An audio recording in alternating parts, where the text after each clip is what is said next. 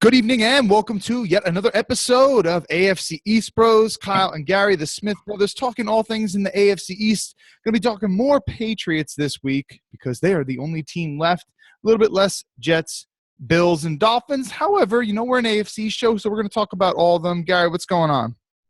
Nothing much, Kyle. How did you enjoy the games this weekend?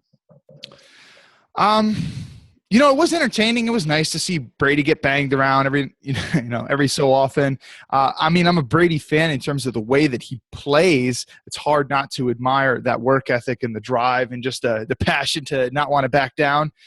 But, shoot, man, you have to think in the back of your head, like, I don't want the guy to go down from injury. But if he starts accumulating these hits like this, how much longer can he really last? At certain times during that game, it kind of reminded me of the AFC Championship game last year when Brady took 20-something hits.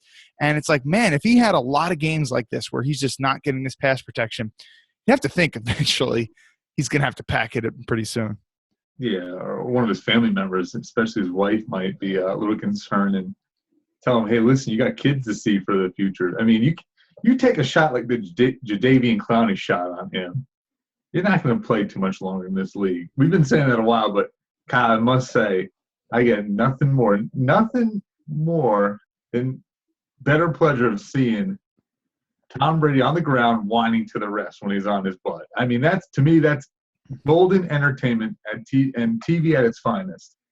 Yeah, it's really good. There's no doubt about it. Really, really entertaining. And speaking of the New England Patriots, let's bring on our good buddy, our Patriots contributor to the show. That is none other than Chris with a T-I-A-N. What's up, Christian?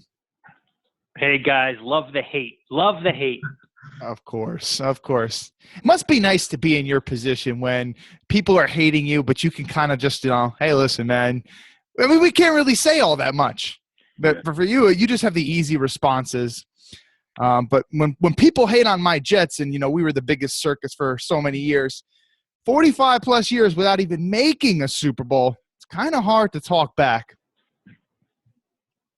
Yeah, we definitely have the ammo. And, when all this comes to an end, and it will, I mean, it's just bound to happen. It's just amazing. It really is. You get into, you get into your routines, whether it's with work or with school or whatever it is. And, when January rolls around here, it has been, okay, championship game, and then most likely the Super Bowl. Minimum, it's the championship game, and you just set your watch to it. But last week was pretty eye-opening. Houston came to play, which I didn't think that they were going to, and they gave the Pats a game, which I didn't think they were going to do. I fell into that trap. I thought they were going to be like in Indianapolis and just not show up, or the moment was just going to be too big for them. But hats off to them. They played great. Defensively, they did.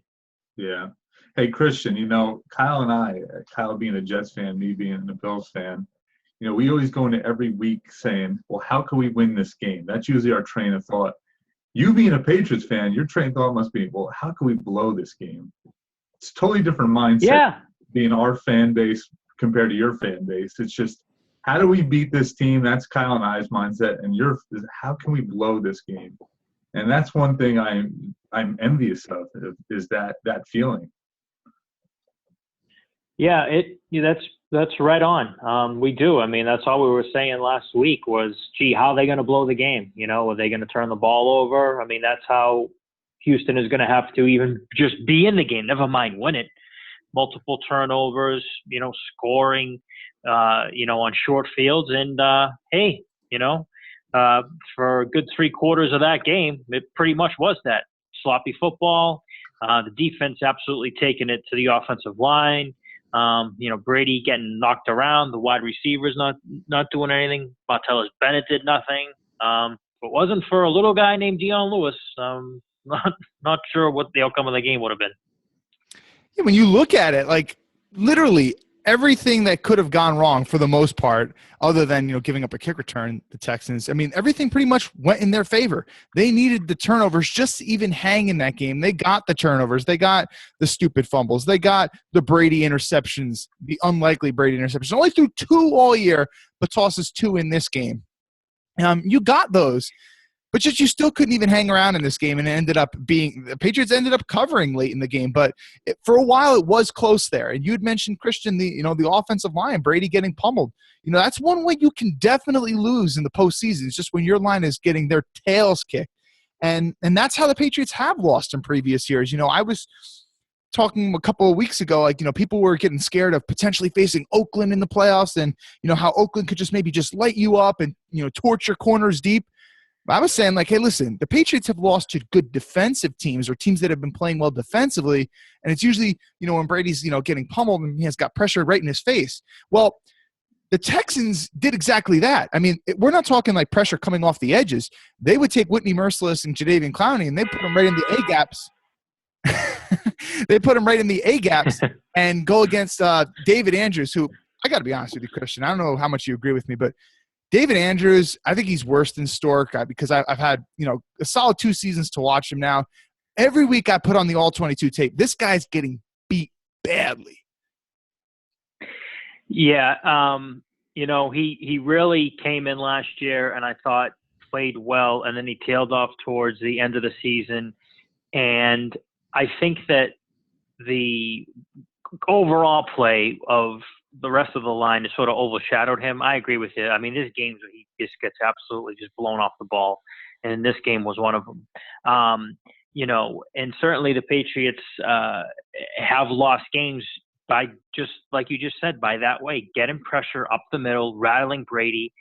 But you got to do it 2 ways. You got to get pressure on him, and then you have to confuse him on the back end. And the Texans did that. They would double cover Walker one play, then they would double cover Bennett one play, then they would double cover Hogan one play. They mix it up all night, and that really is what is the key to beating the Patriots. It's to get pressure on them, keep hitting them, and confuse them. Problem was, Osweiler's terrible. Oh. He's absolutely awful, and he threw a gorgeous ball to Will Fuller. Now, Will Fuller catches that ball and catches that touchdown pass that he, right down the middle of the field. He beat. He beat Malcolm Butler on. Different game. Now it's like a field goal game, and the tenor of the game changes dramatically. But what does he do? He drops the ball, and Osweiler ends up turning the ball over multiple times, and that's it. Yeah, I mean, God, the quarterback play from the Texans. You feel for that team, Kyle and Christian, because they really do have an elite defense. I'm not saying it's the best defense we've ever seen in years past, but, I mean, the secondary has been playing absolutely terrific this year. And, of course, they've got 2 excellent pass rushers. And really, when that offense gets on the field, and mostly notably number 17, the guy can't hit the broadside of a barn door. I mean, he just overthrows his receivers. I mean, it's just a terrible, terrible, terrible scenario for the Texans, because they remind me a lot of the Denver Broncos with even worse quarterback play than last year we saw from them. So it's just a bad scenario. And I said to myself, man, this game it's very competitive. The score doesn't indicate that at the end of the game, but really, I mean, that defense fought their tails off, and really, you just can't go into a game against New England and not score. Just simply not score, and they couldn't convert anything. And kudos to the Patriots. Another tough fought game, but really, and Christian, you may or may not agree with this. I think if they had comparable quarterback play, this might have been a different outcome. No, I totally agree with that. I mean, I think if you played that game against Pittsburgh this week, you lose. I think if you play that game against Kansas City, you turn the ball over because Kansas City's defense thrives off turnovers, you lose that game. I think if it was really any other playoff team they played, except Houston, you had a pretty good chance of losing that game. Now, Patriots being at home, and there was that vintage 9-play, 90-yard drive that the offense had. Brady went right down the field. That was the best drive of the game offensively for them. The rest of it, they were just chucking balls up there. I think Belichick called them, prayer balls, whatever they were, just chucking them up there and hoping for the best. And he completed like 4 or 5 of them. But yeah, if it was any other quarterback, if it was any other average quarterback, it would have been a much, much tougher game. Christian, to your point about turnovers, we know how important they are. Bill Belichick, if you ask him the single biggest thing that decides games, he's going to say it is turnovers. We know that the Patriots have been just so dominant in the turnover margin over the last 10, 15 years or so. And, you know, when you look at this game, people are making a big deal out of Dion Lewis and his fumbles. He had 3 fumbles in this game, and we saw ball security issues dating back with him last year. You know, the very first game, you know, we saw the electric plays against the Steelers. You know, he's, you know, charging in on the goal line, but he fumbles it right on the goal line. How concerned are you with him and his ball security? I'm definitely concerned because he's a little bit loose when he runs with it. And, you know, it was, and it showed, you know, when they showed the replays of him turning it over, he's a little bit loose with the ball. That is concerning. Doesn't matter how electric you are. You turn the ball over on this team, you will not see the field. Now, does that mean that we see more James White this week? You know, James White played like maybe a dozen snaps. I mean, he had that one 19-yard touchdown catch from Brady, beautiful ball, that 90-yard drive, but he didn't play a whole lot. So maybe you see a little bit of more James White in this game, perhaps, and they mix it up a little bit more, maybe give him less touches. But, I mean, they did really manage Dion Lewis throughout the year, really, for the playoffs, you know, just by, you know, the snaps that he had. So I would think that they'll certainly, you know, focus on that this week and possibly get James White. But it definitely is concerning, no question about it. And, you know, Blunt fumbles too. Blunt's a guy that has had a history of losing the ball. He's not perfect either. So losing the ball overall from the running backs is something that I always have in the back of my mind. Hey, Christian, you know, just, you know, it's a safety precautionary option. You guys should pick up Stephen Ridley just for this game, I think. No thanks. No thanks. Nice way to sabotage a championship game, though. Absolutely. So, Christian, let's say you're Bill Belichick. You're devising the game plans to beat the Steelers. You see how they play. They're on a lot of national TV games. What are you looking to exploit? What would be your offensive and defensive game plan? Well, you know, I'd like to see if Martellus Bennett can give you something this game, because he gave you nothing last game. And I know he's hurt, but, you know, I said to say on PFW in Progress, he's the type of guy, like, when he gets hit, it looks like he got shot, and he's like rolling around on the ground, and then he'll pop up and like just jog over to the sideline. Last game that they played, Gronkowski had a huge game, in particular the second half, and Gronkowski always kills the Steelers. But I think, you know, sort of Pittsburgh, you know, you're led to believe, and you sort of, even by just watching them, they're one of those teams that sort of does what they do, and they're not multiple, and they don't change a whole lot. Maybe they do come out this week and look at the Texans game plan and try to be multiple.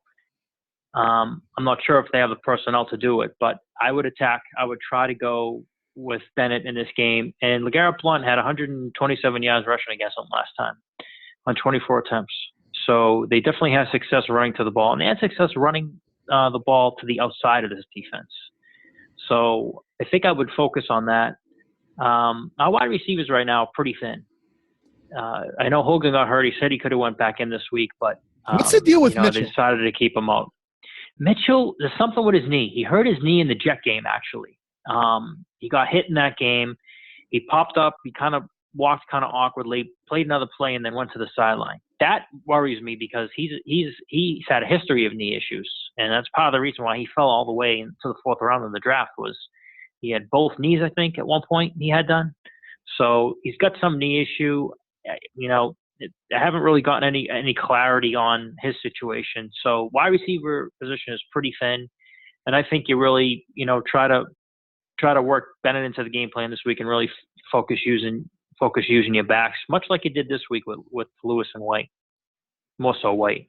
You know, get him some more snaps.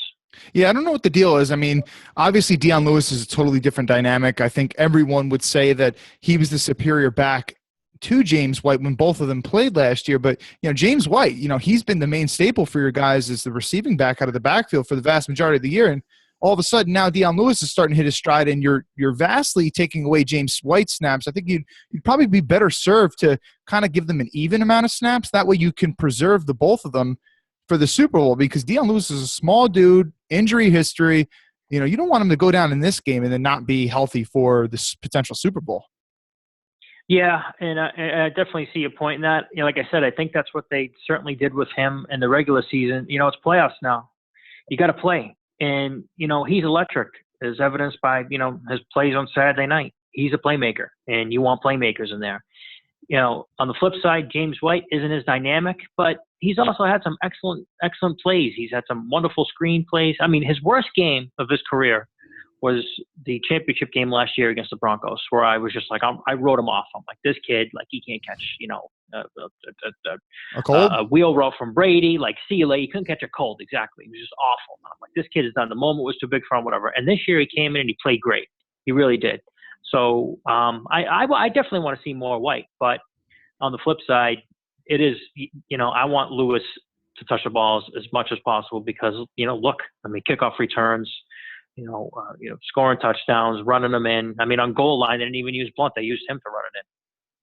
Yeah, I was actually reading an interesting stat because I think what this game boils down to is the Patriots being able to contain number 26, and that's Le'Veon Bell. And I read something, Kyle, I don't know if this is correct, 24 games straight where the Patriots have given up 90 or less rushing yards.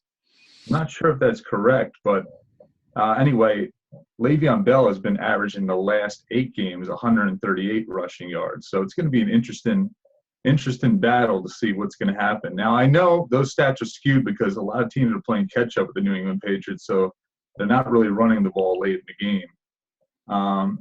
But either way, I think the key to beating the Pittsburgh Steelers is definitely number 26, containing that kid. I totally agree with you, Gary. It's so amazing to watch him. You have to wonder, are the coaches just basically saying, all right, just get on a man and, just don't let the defensive lineman penetrate, give Le'Veon some type of running start so he can kind of see and let it develop and then pick his own hole. You've never seen anything like it. Chris Collinsworth on the broadcast was just absolutely glowing and gushing over what he was seeing with Le'Veon Bell last week. And honestly, Gary, you'd mentioned Priest Holmes as a pretty good comparison. It's hard to really think of other guys that really play like him. When we look at current backs in the NFL, there's really nobody like him. There's patient runners, but there's nobody even close to being that patient. Yeah, and that's it. Go back to 2003, put on some Kansas City Chiefs tape, and you'll see Priest Holmes run the ball. Exactly what Le'Veon Bell does. He kind of stutters until something develops, and then he hits it 100 miles. And that's I guarantee right now, a lot of high school coaches are going to probably be teaching that style, Kyle. They mentioned the broadcast, but if I'm a coach, if I'm a young player, I'm looking at probably the best running back in the league. I'm preaching that, I know it's a little hard. You're not dealing with professional offensive linemen, but God, that thing is a thing of beauty. When he hits it, it's almost unstoppable. Yeah, no doubt about it. Hey, Christian, I just had some pictures up on the screen, some videos of Eric Rowe. Now, Bill Belichick chewed out Eric Rowe this past week. I haven't been the hugest fan of him in the world. The play that I just had up on the screen, it was when you guys matched up with the Steelers earlier in the year. And basically, Rowe doesn't have that catch-up speed. If you look at it, his combine measurables, not extremely athletic. Some people are saying he should have still been a safety coming out, because he just doesn't have the catch-up speed to play corner. And, to play corner in the NFL, that's the one position where if you get beat, you need to catch up. And if you're not going to catch up, all of a sudden that's going to be a 50, 60, 70-yard touchdown. But, what do you make of, first of all, what he was doing, trying to pull the guy off the pile, and Bill Belichick's reaction to that? And then second of all, what have you seen from him as a cornerback for the Patriots? Have you been impressed or not impressed? I think that what he was doing was garbage. He's supposed to know the rule. He didn't. You can't pull players out of the pile. Belichick said that in his follow-up conference call on Sunday. And he also said, obviously, we haven't taught it well enough, so we have to, tell them again that you can't do that. I just thought it was bogus. In the moment, at that point, they're up 14-3. You extend the drive. You got the ball there, and you go in and score, and you make it 21-3. Most likely the game's over. So that sort of kept, the game closer than it should have been. I haven't been impressed with him at all. He's a big guy. He gets beat. when he does get beat, he tends to hold and, grab jersey and grab shoulder pads and stuff. It's funny. They seem to put him on the outside on certain passing downs, and then they kick Rogan Ryan into the slot. So they've been mixing and matching really since he's been healthy and he's come back, Eric Rowe. So, Bill's game plan specific, but I'm really not crazy about him, to be honest with you. And really our third and fourth corners, I mean, whose third and fourth corners are good, but our third and fourth corners with Justin Coleman, Jonathan Jones, and nothing great at all. So, but yeah, I haven't been impressed with him. And he's a guy that kind of does worry me. I don't think they're ever going to put him in a position where he's going to get fully exposed, but I mean, he was terrible when he played in Philly. So, and he hasn't really done that much better here. It's interesting that, what was he, a second-round pick, Gary? That a team would want to part ways with a second-round pick so early. It tells you a little bit about him. And I know he didn't necessarily fit their scheme, but you just look at him right here on this play. I mean, Gary, look how slow he looks. I know he's going against Hayward Bay, but it's not like Hayward Bay is running a 9 route right here. I mean, Hayward Bay has never been known as the most crafty route runner, but I mean, it looks like he's running in quicksand. He's that slow, and he kind of just looks lost out here. Yeah. I got to say, he was projected as a safety coming out. I think that's what he's better suited for as a safety, and not even a starting safety at that. Maybe your third safety coming off the bench. But, yeah, as far as man coverage, you don't want to put number 25 on any wide receiver. And yeah, like you said, Kyle, Hayward Bay is a burner. I mean, he's got hands of stone, but that's not playing. This guy could leave you in the dust if you don't give him a good push off the line, and that's exactly what happened in this play right here. Yeah. All right, Christian, we're going to let you get out of here pretty soon. Just got to ask you a couple questions first. First things first. Sure. Is it is your birthday. Got to ask you, what did you do anything special for your birthday? Well, I'm actually just waiting for my girlfriend right now. She's getting out of work, and we're going to go grab a bite to eat in town. So she works in Boston also. So I'm just waiting for her to get out of work, and then we'll have a nice little birthday dinner. Oh, that's really nice. And we appreciate you taking some time out on your birthday to come and chat with us. And speaking of chatting, the guys from PFW in Progress, are they too Hollywood? I know they bash podcasts all the time, even though Fred Kirsch had kind of created the industry. Any chance one of those guys ever comes on? I know that Andy and I, he usually responds to me on Twitter and, shows me some love in that regard. Any chance he ever comes on this show? I definitely think they would. They're not too Hollywood at all. They're very, haven't met them, certainly Colin all these years, but haven't met them a couple of times as well in person. They're very down to earth. I would think it's more likely in the off season because they're obviously less busy then. They're pretty much pedal to the metal during the season. So yeah, if you reached out to them, I certainly wouldn't. I don't think that they would reject you by any means. I propped the show up when I was in there in the summer. I mentioned you guys. That was totally unexpected and really appreciated. Two brothers. Oh, you guys do a great job. I mean, talking all things AFC East. I mean, it's great. And believe me, I'm always happy to come on here and talk Patriots, especially when they win. We appreciate it. Christian, 2 things I got to ask you before I let you go is, 1, is your girlfriend going to pick up the tab tonight at the restaurant? And 2, I need absolutely. All right, she better. That's a good girl. That's a keeper then. And 2, absolutely. And 2, I gotta hear your take on what's going to be the score of this game this coming weekend. Ooh, tough one. If I had to guess, I'd say Patriots 31, Pittsburgh 25. Wow. All right. I think it's gonna be a shootout. Another high-scoring affair. All right, so that is our good buddy, Patriots contributor to the show, Christian Simonelli. You can follow him on Twitter at Chris with a TIAN. Christian, thanks a bunch, man. Enjoy your birthday.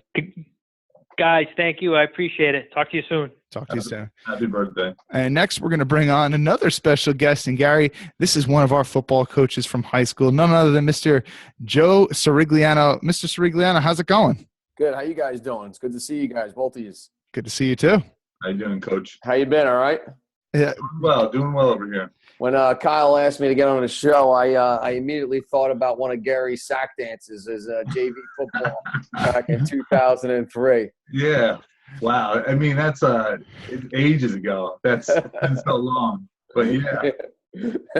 Oh man, I wish I had the tape of that, To be man. honest with you, I didn't remember that sack dance until he brought it up. Oh God! Well, the two people that will never forget it is Coach Risk and myself. I remember him and I just looked at each other saying, "What the hell is he doing?"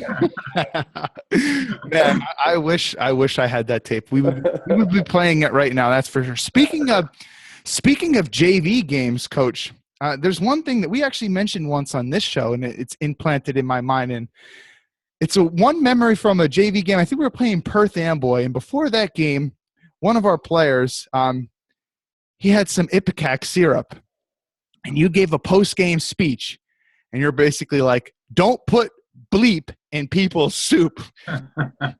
Rocco Petrillo was not able to play in that game. That's funny how you guys remember that, and I don't have any recollection of that, but I'm sure it happened.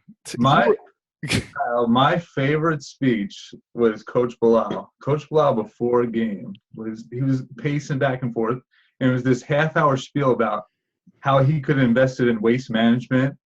Instead, I remember that. He made us feel so guilty that he was sitting here coaching with us. He's like, "I'm coaching you jokers. I could have been a millionaire." I'm glad that motivated you. Stuck with me. Yeah, as a coach, a lot of times you just run out of good material, so you just, shoot from the hip and hope something works. Now I'm giving those speeches to 5 and 6 year old flag football kids, and they have no idea what the hell I'm saying. Wow. But do you also coach for Morris Knolls High School? No, as you know, I was a running backs co-offensive coordinator coach at Saraville, and Yes. then when that whole debacle happened, I basically said, you know what, let me get a job closer to home. So now I'm just an assistant principal up in Morris Knolls. Nice. So Cool stuff. I got 2 young boys, 6 and 5. They're kind of getting into sports, and it's a blast just to coach them. Yeah, and I see that one of them is a big Steelers fan, just like you. Big reason why we have you on the show. And the other one is a Jets fan. So he got brainwashed by his 2 uncles up here, so he decided to follow the Jets. And it's funny because I think about week 6, he was asking me if they were going to ever win a Super Bowl, and I was like, "Listen, you got a long way to go. Your uncles are in their 40s and they haven't seen the Jets Super Bowl." At least he didn't get brainwashed into being a Bills fan, though. That's true. Here we go with the shots already, huh? All right, so Coach, so you coached quarterbacks in high school. You know a thing or two about that. As you just said, you were a co-offensive coordinator. Right. So let's start off. Pittsburgh, their offense, they're known as one of the best offenses in the NFL. New England, they might not always get the credit that they deserve for defense, but they are a very solid defense. They got a lot of talent there. Tops of the league in terms of scoring and usually with forcing turnovers, not so much this season. How are you going to attack this New England defense if you're the Pittsburgh Steelers? Well, first thing I think these offenses are so good. When you get to the caliber of these 2 teams, they're gonna move the ball. All right, Tom Brady's gonna move the ball. Ben Roethlisberger's gonna move the ball. You can't not move the ball with those weapons. I think it's ever going to come down to the red zone. Who's going to be able to execute in a red zone? And the one thing that you've seen the Steelers didn't do with their first meeting with them is they didn't put the ball in the end zone when they were in the red zone. And then the last game was disheartening too because you got all those field goals, but they were in the red zone many times, and they just couldn't execute in the red zone.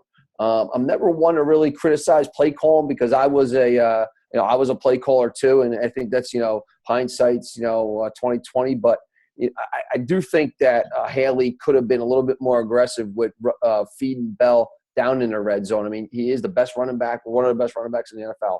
And, when you get down to the red zone, that field is going to be so much smaller. And the only way to really kind of conquer that is to push the opponent, and by running the football. And then you got one of the guys with the best visions in that area. So I think it's going to come down to when they get in the red zone, push, and run the ball down their throat and see what happens. Yeah, I mean, and credit has to go to the offensive line. Kyle and I definitely played on the line, but those linemen are just told, like Kyle mentioned earlier, to stick on the guy who's in front of them like glue. Right. And I truly believe that that's going to be the key to victory, like you mentioned. But let me ask you a question, Coach Rick. 2 years ago, this offensive line was terrible, historically bad. Right. What was the change that all of a sudden, that drove this offensive line now as being regarded as one of the best? I know the growth in David DeCastro, but well, also injuries. You got to keep in mind that line has been riddled with injuries in the last 2 years.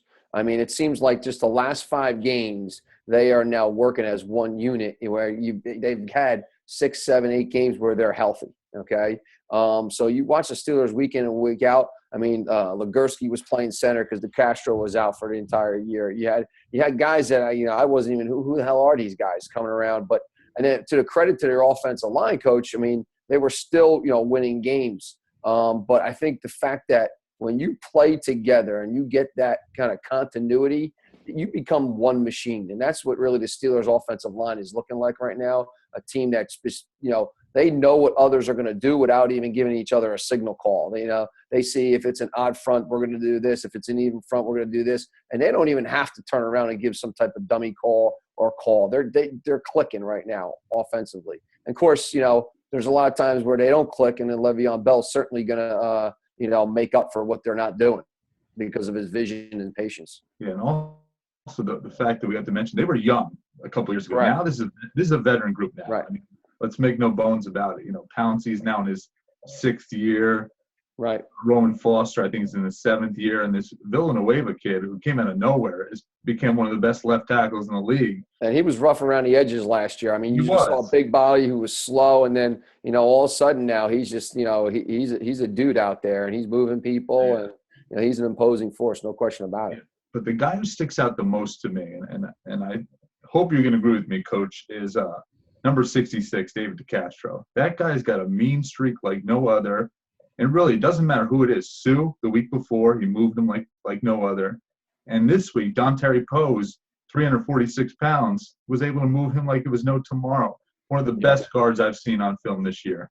I got to agree with you. I obviously I can't stand the Bengals. I've got a saying in my house when my kids act like poor sports, don't be a Bengal. And I just loved how he just stuck it to Burfict's face. Burfict tried to go low on his knee. He dropped his head down. Burfict was walking away woozy towards the end of the season there. I couldn't have been happier watching that guy walk away off the field woozy. But he is nasty, and he sets a tone. And if that's traditionally the Steelers' MO. I mean, they're going to go around and they're going to tell people, hey, we just think this team is soft. When they went out and they beat the Colts back in 2005, I mean, I remember Joey Porter saying the whole week, they're soft. They're soft. They're not going to be able to hang with us. And sure enough, they took it to the Colts back in 2005 in that divisional game. So he is a Steelers lineman.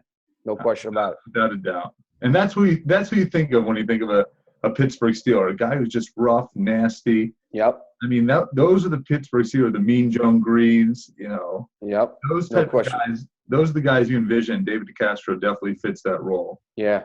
Yep. Yeah, I mean, you look at Ndamukong Suh probably, and I watch all his games. So I mean, the dude, maybe he doesn't justify by his contract. I mean, he's getting quarterback money, but Ndamukong Suh, make no mistake about it, he is a beast. But he got moved in this game, and DeCastro was on him all game. Yeah, yeah. I mean, you look at the staple. You're watching this play right here. I mean, their staple zone plays just we're going to double team a free and a shade. And we're just going to move those guys back. And I will be surprised if you see Coach Belichick playing his linebackers at a little deeper depth in this game, because that way those guys don't get caught up in it. And that's what you frequently see, is that you'll see DeCastro and Pouncey move a guy backwards. Villanueva and Foster, they're moving guys backwards. But then next thing you know, linebackers are getting caught up in that double team. So they play with a little greater depth. They're going to have a little bit of opportunity to kind of, make a play on Bell.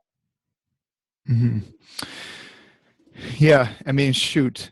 One thing that I just had on the screen before is that, I don't know, Coach, are you familiar with Pro Football Focus? I'm sure you see it advertised all the time whenever you watch a Sunday night football game, because Chris Collinsworth does work with them, and he's like a part owner in that company now. But, yeah, Coach, are you familiar with it? No, not at all. Tell me about it. Okay, so Pro Football Focus is basically an analytics site where they grade every play, and, the big criticism to them is, well, they don't always know what a player's assignment is on a given play, but they say basically 95 to 99% of the time you can figure out what a player's assignment is.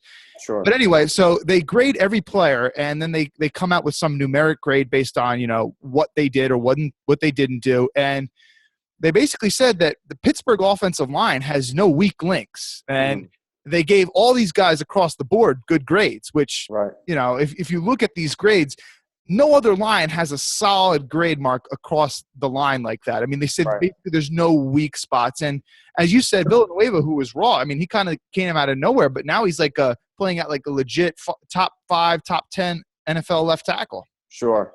Yeah, I'd be interesting to see how they come up with grades there. Certainly, their line is peaking. All right, they kind of remind me a little bit of the Denver Broncos lines when they had Terrell Davis a little bit. There's a team that's working as one unit. But I always think in football, a lot of times someone just gets too much credit.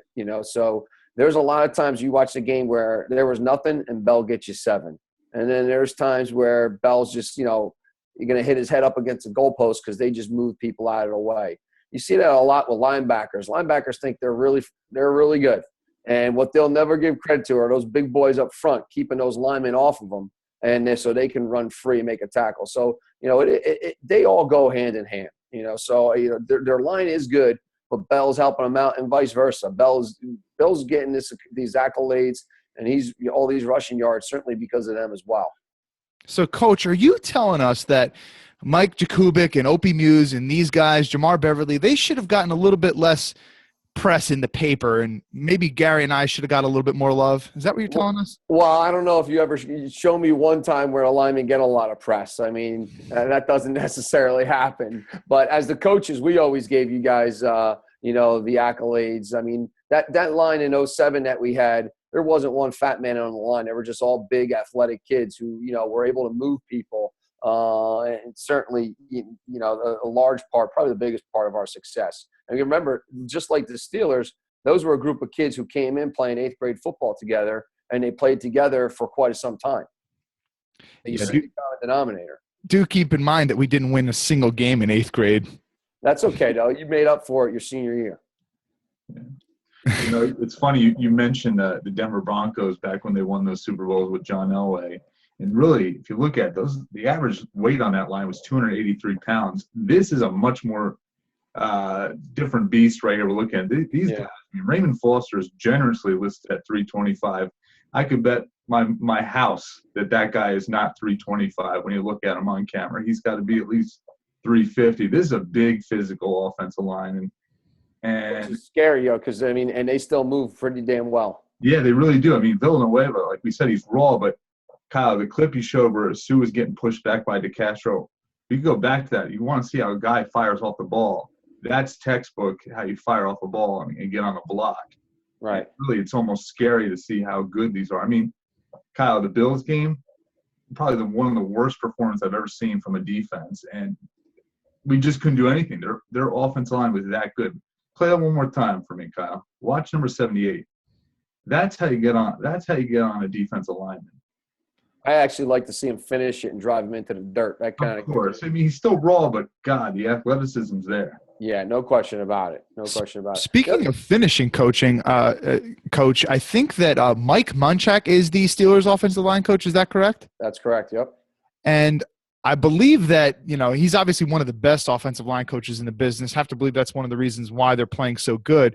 But finishing is a big thing that he emphasizes. And I'm about to pull up a play in which we see him, one of his offensive linemen finishing against the Patriots last year. I believe it's probably Pouncey. Give me one moment while I pull that up. Shoot. Here we go, right here.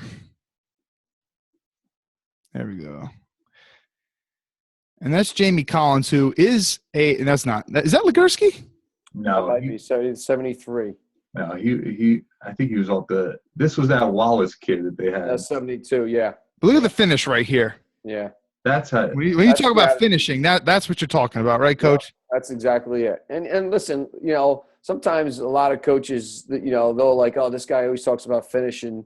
Belichick always gets accolades for talking about the process. The jargon is pretty common among all the coaches. I mean, my saying to my running backs at Sayreville was focus and finish your runs. I mean, we're all kind of stealing that from each other. It's kind of just you get a little bit more notoriety when your team winds up rattling off 12 wins in a row and stuff like that. Next thing you know, they start talking about Coach Belichick's process or Nick Saban's process and that type of stuff. But they're all using the same jargon: finish. Do your job. Yep, that's it. Do your job. I mean, you heard that as a high school football player. You know, I remember Coach Connell used to say, "Do your 111." Right? I mean, that epitomizes do your job. And I believe that McGuan obviously took the do your job as well. And shoot, obviously he's a Patriots fan, so of course absolutely. we tried to get him on. He wasn't able to make it because, thoughts and prayers out to his wife. She's not feeling too well right now. But hopefully in the next, well, not for you, hopefully, because he said he'd come on if the Patriots advance. So that wouldn't be good for you. I'd be surprised if he was able to figure out the technology to get on. Well, I told him he could call. I called him yesterday, and he's still got one of those playback ringtones. He must have a flip phone still, but it's like some type of like singing noise. It's really weird. I mean, I used to get those types of ringbacks when you used to call people 10 years ago. Yeah, I know exactly what you're talking about. I think I actually seen the phone. I teased him. We were at the state championship games together, and I asked him if the Museum of Natural History called for that yet to put it on. No, when I was speaking to him on the phone last night, I wasn't even making a joke about this. I was like, "Do you text message Coach?" Because I wanted to see if I could text him. That's funny. Coach McGuire, he doesn't let things go. He keeps things on for a long time. Remember those sneakers he used to have? They used to bring at the football camp. They always squeak when he ran with them. Oh yeah, that's true. And you got to remember too. You remember him always driving a Jeep Wrangler. Oh my! I was with him this summertime, and he had like a Cherokee Jeep. I said, "Coach, what's going on? Where's the Jeep Wrangler?" He's like, you can only get them now as 4 doors and fully loaded. I don't need that shit. I cracked up. Bare bones minimum. Just a frugal individual.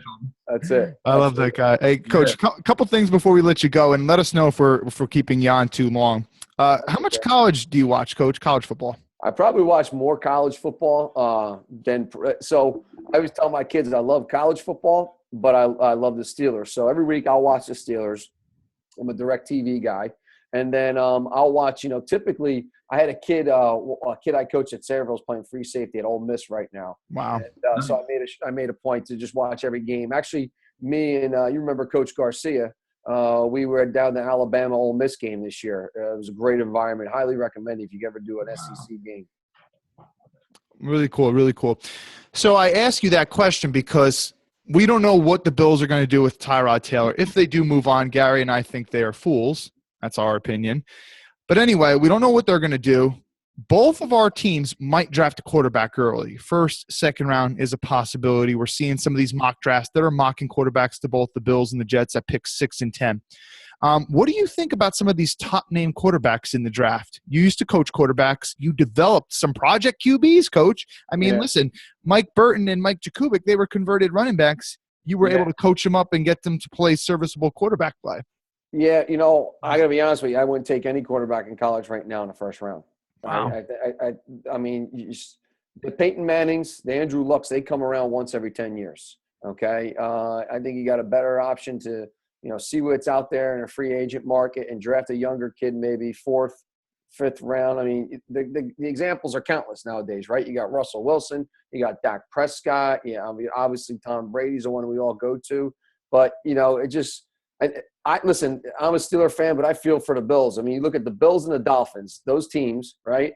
They have not been – since they lost Marino and Kelly, they have not been able to get it together, right? And I think it has everything to do with ownership, just with the carousel with the coaches and not being able to stick with their guy. Now, look at the other programs that are doing really well, franchises, the Patriots, they got their guy. Well, there's no really reason to fire Bill Belichick. But you look at what the Steelers did prior to Mike Tomlin. I mean, you guys may be too young to remember. He was constantly criticized for sticking with Cordell Stewart. But the ownership stuck with Cowher. And then what happens? Cordell Stewart's gone, and then in comes Ben Roethlisberger, and they got a Super Bowl championships. I just think those guys like the Bills, regardless of the quarterback situation, they got to get their act together. They got to find one guy, stick with that guy, find one GM, stick with that guy, and then, let them develop their franchise. I mean, I heard something today that Caldwell's on the hot seat. Jim Caldwell, he got the Detroit Lions to the playoffs this year. I mean, how are you on a hot seat when you get your team to the playoffs? And Matt Stafford was playing with a broken finger. Yeah, I mean, it's ridiculous. We heard the same for Bill O'Brien as well, that there's a possibility that he would be let go after which is crazy. I'm in the same boat as you, Coach. It's all about continuity. And you know what? The prime example is and I know you hate them, the Cincinnati Bengals. I mean, Marvin Lewis, he'll have a 10-win season. The next year he'll have a 5-win season. Right. They still stick with the guy. So still no playoff wins. But I'm just saying, maybe not the best scenario, but still, he's probably the best coach they've had 10 years prior to, you know? Yeah, there is truth to that. I mean, I think that Marvin lets the inmates run the asylum over there. But of course, I'm biased, right? I'm a Steeler fan. But there does have to be something said about the Brown family and the way they go about their business. They got their coach. They stick with their coach. And I think that they would be more like the Cleveland Browns had they had that carousel on over and over and over again. Yeah, well, I hope we found our guy this time around. I hope we stick with him for a while. Well, for Bills fans, I certainly hope to too. But that 4 falls for Baltimore 30 for 30. That was pretty damn good. Oh, yeah, don't remind me about that right now. Yeah, those of you guys that haven't watched it, we don't care if you're not a Bills fan. 4 Falls of Buffalo. Go and check it out, ESPN 30 for 30 film. You might be able to catch it on YouTube, not entirely sure. You can buy it on Amazon for maybe like $1 or $2. It's definitely highly recommended. Coach, got to ask you, we're grown-ups now. We're a little bit more mature. Got to ask you about that one day. There was one big event that happened. You were my history teacher as well. One day in history class, big event happened. I want to ask you now that we're a little bit more mature. You would tell the story over and over again, but I got to hear about it from your perspective. What happened that one day in history class with me? Oh, when you gave Roger Pulaski the one-punch knockout, all I heard was Mrs. Hasselgren yelling, "Get Mr. Cirigliano!" I walked down, and Roger was on the ground covering his face, and I had to get in front of you, and you're like, I'm done. No shit, you're done. The kid's down for the count. Coach, I thought it was 3 pieces, man. You said it was the best 3-piece combo you ever seen. This is how the story changes so much, because I remember Coach Cirig going out his way to come meet me in the hallway. The day that happened, he's like, "Gary, your brother hit this boy with one of the best 2 pieces I've ever seen in my life." That's what he said. I was like, "What happened?" Because I didn't even know what happened.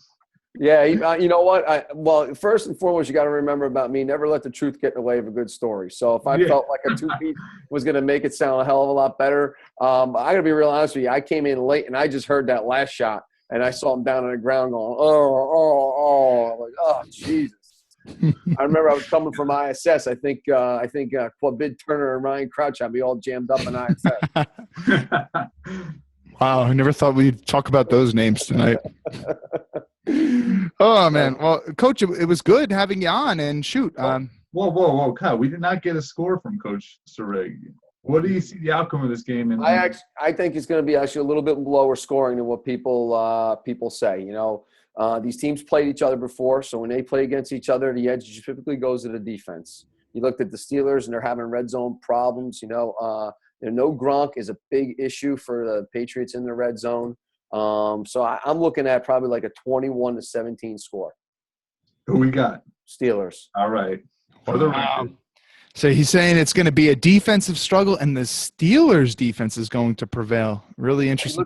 I do think a big factor in his defense, if you look at those 2 outside linebackers that they got going, they got Bud Dupree, who's just playing outstanding football. You got James Harrison, who's been moved along very slowly. So he's in midseason form right now. And you got some great guys coming off the bench. Jarvis Jones is going to spell Harrison when he needs to. And then I tell you what, the guy that I love the best is Shazier.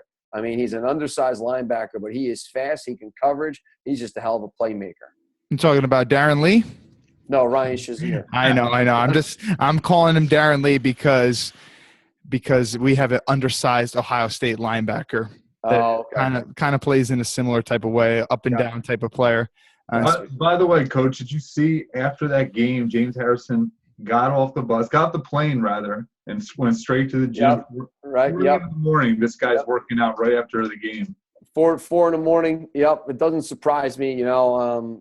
That's just. I think though you have to have that attitude to be in the league at his age and playing on the defensive side of the ball. Wasn't too happy with Antonio Brown. I thought that Tomlin's public ripping of him was deserved. Same thing for Roethlisberger. But, I think he's also a younger guy. A lot of times we assume because these guys are the best, athletes in what they do that they're mature. and they're responsible adults. A lot of times you see him in the locker room. I mean, Antonio Brown was acting like he was a 17-year-old kid. So I think he'll learn from it. And I was glad that Tomlin, voiced his concerns, or addressed him the way he did. Absolutely, and I agree 100% with you. Yeah. Yeah, I don't care too much for snap-faced and Insta-chat, to be honest. That was great, right? That was a Belichick line. I saw that on Deadspin. It was great. Did he – I mean, Belichick's a really smart guy. I mean, I know he's not on those things, but I wonder if he purposely butchered the names of those two social media platforms. I think so. Yeah, I think so. Because I think so because I think that just feeds into, his I can care less about anything, we're on to Cincinnati mentality. I mean, it fits right in line with how he carries himself. Okay. Well, really cool stuff, Coach. Maybe we can have you on again sometime. I mean, shoot, the Steelers do play the AFC East. You'll at least be playing some guys next year. Yep. So I'm glad to do it. I had a lot of fun, guys. Yeah, cool. And I'll definitely make sure to send you the recording. All right. Sounds good. Thank you very much. All right. Take care. Good luck this weekend, Coach. All right. Thanks a lot. Appreciate it. Have a good one, guys. Yeah, we're definitely going to be rooting for you. That's for sure. Hard. Yeah. All right. So we'll get to our next caller. This is none other than Mr. Alex Rufio. Is Rufio your last or middle name, Alex? That's a funny question. Or is that a nickname? It was actually a gamer tag I think I created back in high school on PlayStation or something like that, and somehow it carried over into my Twitter, and never thought it would actually be exposed in a podcast anywhere. Alex, is that a spinoff of the Hook movie that came out in '93?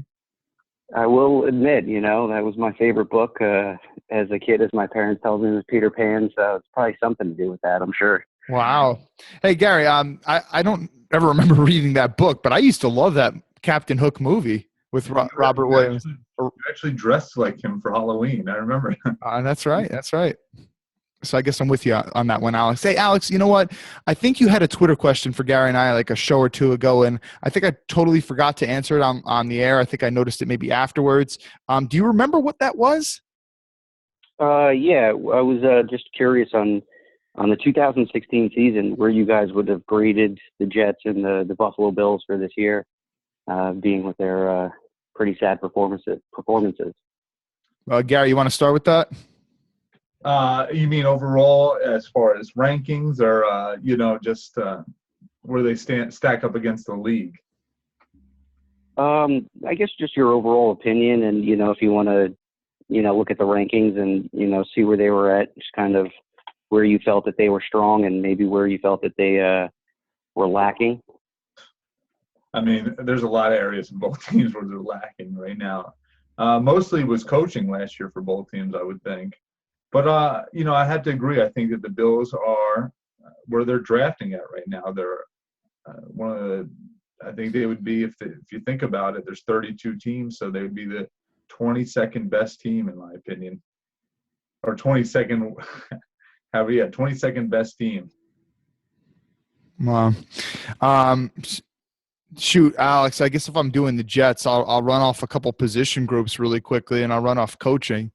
And then I guess I'll do overall. Quarterback, definitely an F. No question in my mind. It's just they were just bad all around. Didn't matter who went in, whether it was Petty, whether it was Geno, whether it was – and I know we saw Geno only for a couple plays, but even when we saw him in Arizona, he managed to toss an interception despite only throwing a couple passes.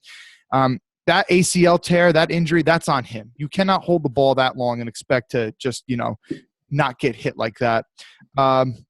So quarterback is definitely an F. We all know how bad Fitz was. Don't need to say anything about that. Coaching, I'll probably say maybe a D. You did win 5 games. We didn't think that the Jets had the most talented roster in the world. I think a D is being a little generous. Part of me wants to say an F, but then again, I don't want to be too overreactionary, but it was really, really bad in terms of coaching. Running backs, I mean, I guess I'd give them a B. Bilal Powell would probably get an A for me, but Matt Forte was just he was just not what many Jets fans were hoping he was going to be. But I will say this, Gary and I did not love the Forte signing, guys. Isn't that correct, Gary? 100%. And neither did Gary. So we were right about that one. I know Jets fans were getting all giddy. Oh, look what he did. Look, he's a 30-year-old running back who's got tons of tread on his tires coming off his most injury-plagued season.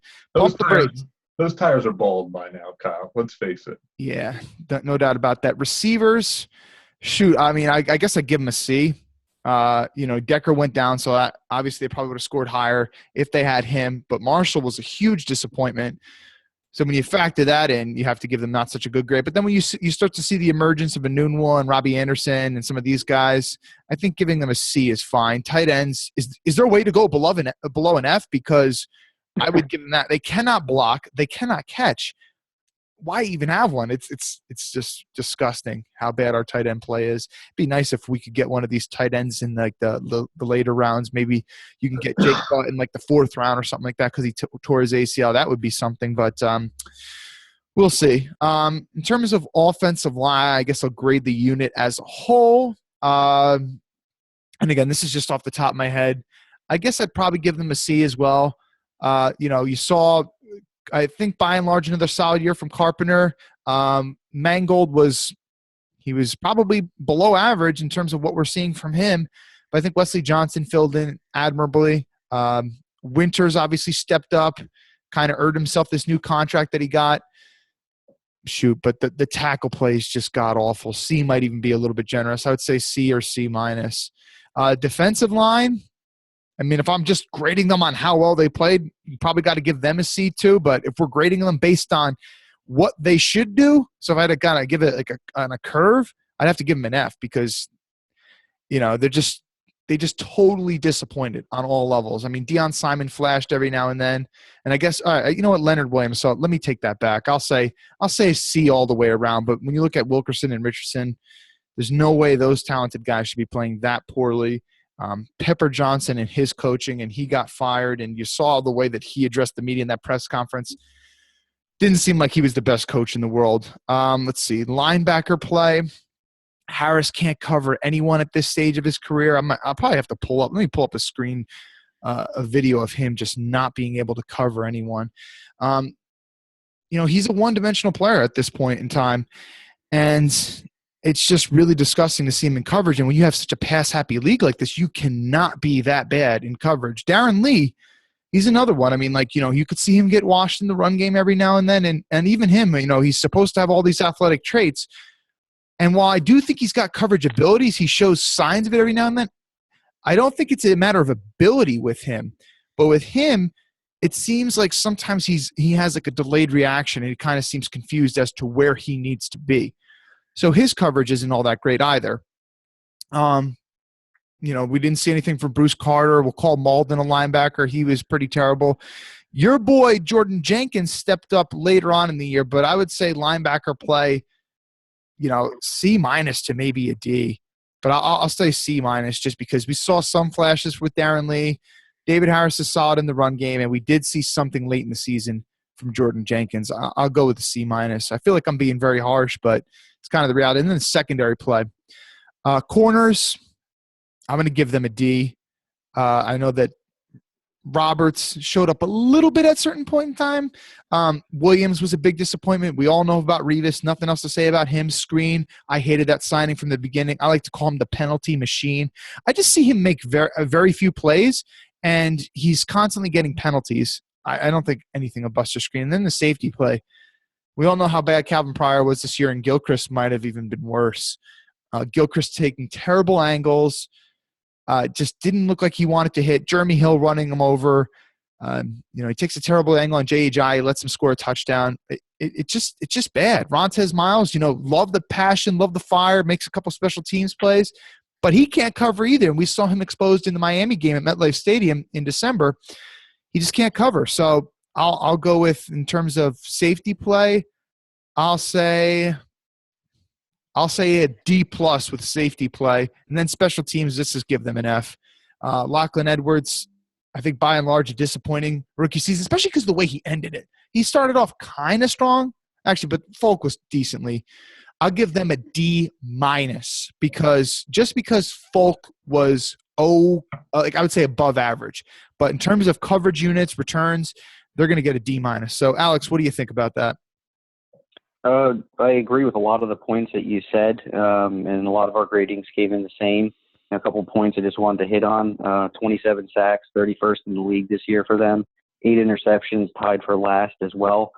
So, where do you point the finger with this defense? Was it because the defensive line wasn't getting enough pressure to force the quarterbacks to make ill-advised throws, or was, the guys letting wide receivers, run free all day, and that was the reason why our defense was so bad this year? So kind of hard to put your thumb on that, but I definitely agree with a lot of the points you said. And with, Darren Lee, his anticipation and, I don't know if it comes with experience or if it's just God-given talent to be able to sniff out a play and know right off the snap of the football where you need to be. So, hopefully he can mature very quickly, because he will be the main guy as far as the middle linebackers go for this future of this football team. Gary, your thoughts? Yeah, I mean, the Jets, even though they're majority an older team, they still have some nice young pieces. And definitely that sticks out to me is the Brian Winters signing. Here's a guy that, Kyle, you and I pegged him as being horrible at one point when he was a starter. He was battling with Ibushi for many years to get that job. And now he's not only his stock has risen to being a young, good right guard. And really, Kyle, it comes to switch. Playing left guard or right guard is a totally different animal. I mean, let's face it, Brian Winters is better suited from firing off the ball and run blocking. But that's a nice piece that you guys locked up for 4 years, and he's a young player. You'd like to see the development of Jordan Jenkins, like you said, Kyle. He came on at the end of the season. Darren Lee, he's not a complete product. In fact, that Kyle, my criticism of him has been well noted. I think that he's a smaller guy. He gets sometimes in the running game when the offensive linemen are firing off the ball on him, he gets washed very easily because of his frame. But his speed and his instincts are undeniable. So there's a lot of there's those names right there. Wesley Johnson's another one I like a lot. I sang his praise throughout the season. I think that when he had to fill in for James Carpenter, I felt like he even played better than James Carpenter. He was better suited for the smaller, quicker defensive linemen, like the Aaron Donalds, like the Kyle Williams that you face, the shorter, squatty guys. So the Jets have some young, Quincy Nua, Robbie Anderson. Those are guys that you mentioned. The Jets have they have a couple of nice young pieces that they could build on. The problem is, like I said, is that they're going to have to turn around that roster in a big way. And I just don't know if Todd Bowles has the time, because let's face it, this is just it's going to probably be another rebuilding season for the Jets because of names like David Harris, Darrelle Revis, Nick Mangold. A lot of these guys are key pieces, and they're in the twilight of their career. And I just don't know if you could fill all those voids that quickly. And unfortunately, I think there's going to be a turnaround with the coaching staff for the Jets next season. But if they could keep these names, and if the next guy comes in and can build on these names like Jordan Jenkins, like Brian Winters, like Wesley Johnson, like Quincy Nua, he will start building a nice young roster, kind of like what Oakland did. And that's what you need to bank on, that the next guy could probably get it done.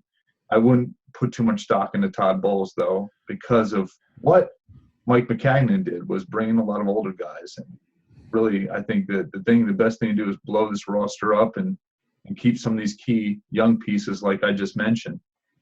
So, Gary, you are saying that the Jets should be like the current Oakland Raiders and be young, unlike the last successful Oakland Raiders team, the 2002 Oakland Raiders that made the Super Bowl, but were just, AARP old, man. Those guys, I remember you show. I didn't even know it at the time, Gary. I was kind of, first getting into football, but you were showing me their roster on Madden. You're like, Gary, Kyle, look at their roster, man. Average age was like 35 years old. I mean, everyone on that team was old. Charlie Garner, old running back. You got these old receivers, Tim Brown and Jerry Rice, old quarterback, Rich Gannon, Bill Romanowski as linebacker. I mean, just that team was so old. Yeah, and this is the big thing. You mentioned the Oakland Raiders. That's what the Jets remind you of. Not quite as old. Let's not put them in that boat. But that's what they reminded me. What they did, what Mike McKenna did the last 2 seasons, was do that, bringing guys like Forte, Brandon Marshall, all these older guys, Ryan Clady, and really it did them a disservice. So it's going to be interesting to see if they do this all season. I would like to see, if I'm a Jets fan, I'd like to see McCann kind of change the guard. We're not going to invest in some of these older guys that had their better years behind them. Let's try to bring in a younger guy on the defense, maybe a young rusher. Our good buddy Miguel at Pat's Cap. Pat's Cap, he was asked the question, would Melvin Ingram be on the Patriots? And he said, no way, not a chance in hell he's going to be franchise tagged. He said the same thing for Chandler Jones, that he'll be most likely franchise tagged. They have the cap to do it. But if there's a young edge rusher out there, I don't know who would be available, because they're so hard to come across, and you have to break the bank. But if the Jets could possibly draft one, and hopefully the development of Jordan Jenkins could go a little further, he could be more of a complementary role, then they would alleviate some of the pressure from Mo Wilkerson and Leonard Williams having to do all the work to try to get to the quarterback. And let's face it, Kyle, we've had our doubts about Mo Wilkerson, whether he cashed in or cashed out or not. Obviously, he's dealing with that injury still, but we don't know. We can't make that as the prime excuse why he played so poorly this year. I mean, you can see him right here on this film that he has no interest of disengaging right now with the offensive lineman. Yeah, this is soft play. I mean, this is just Alex. You got to come on camera sometime with us so we can kind of look at some plays and look at some articles and stuff. But this is just, I mean, freaking lay your shoulder. I mean, I know he leans a little bit, but this is.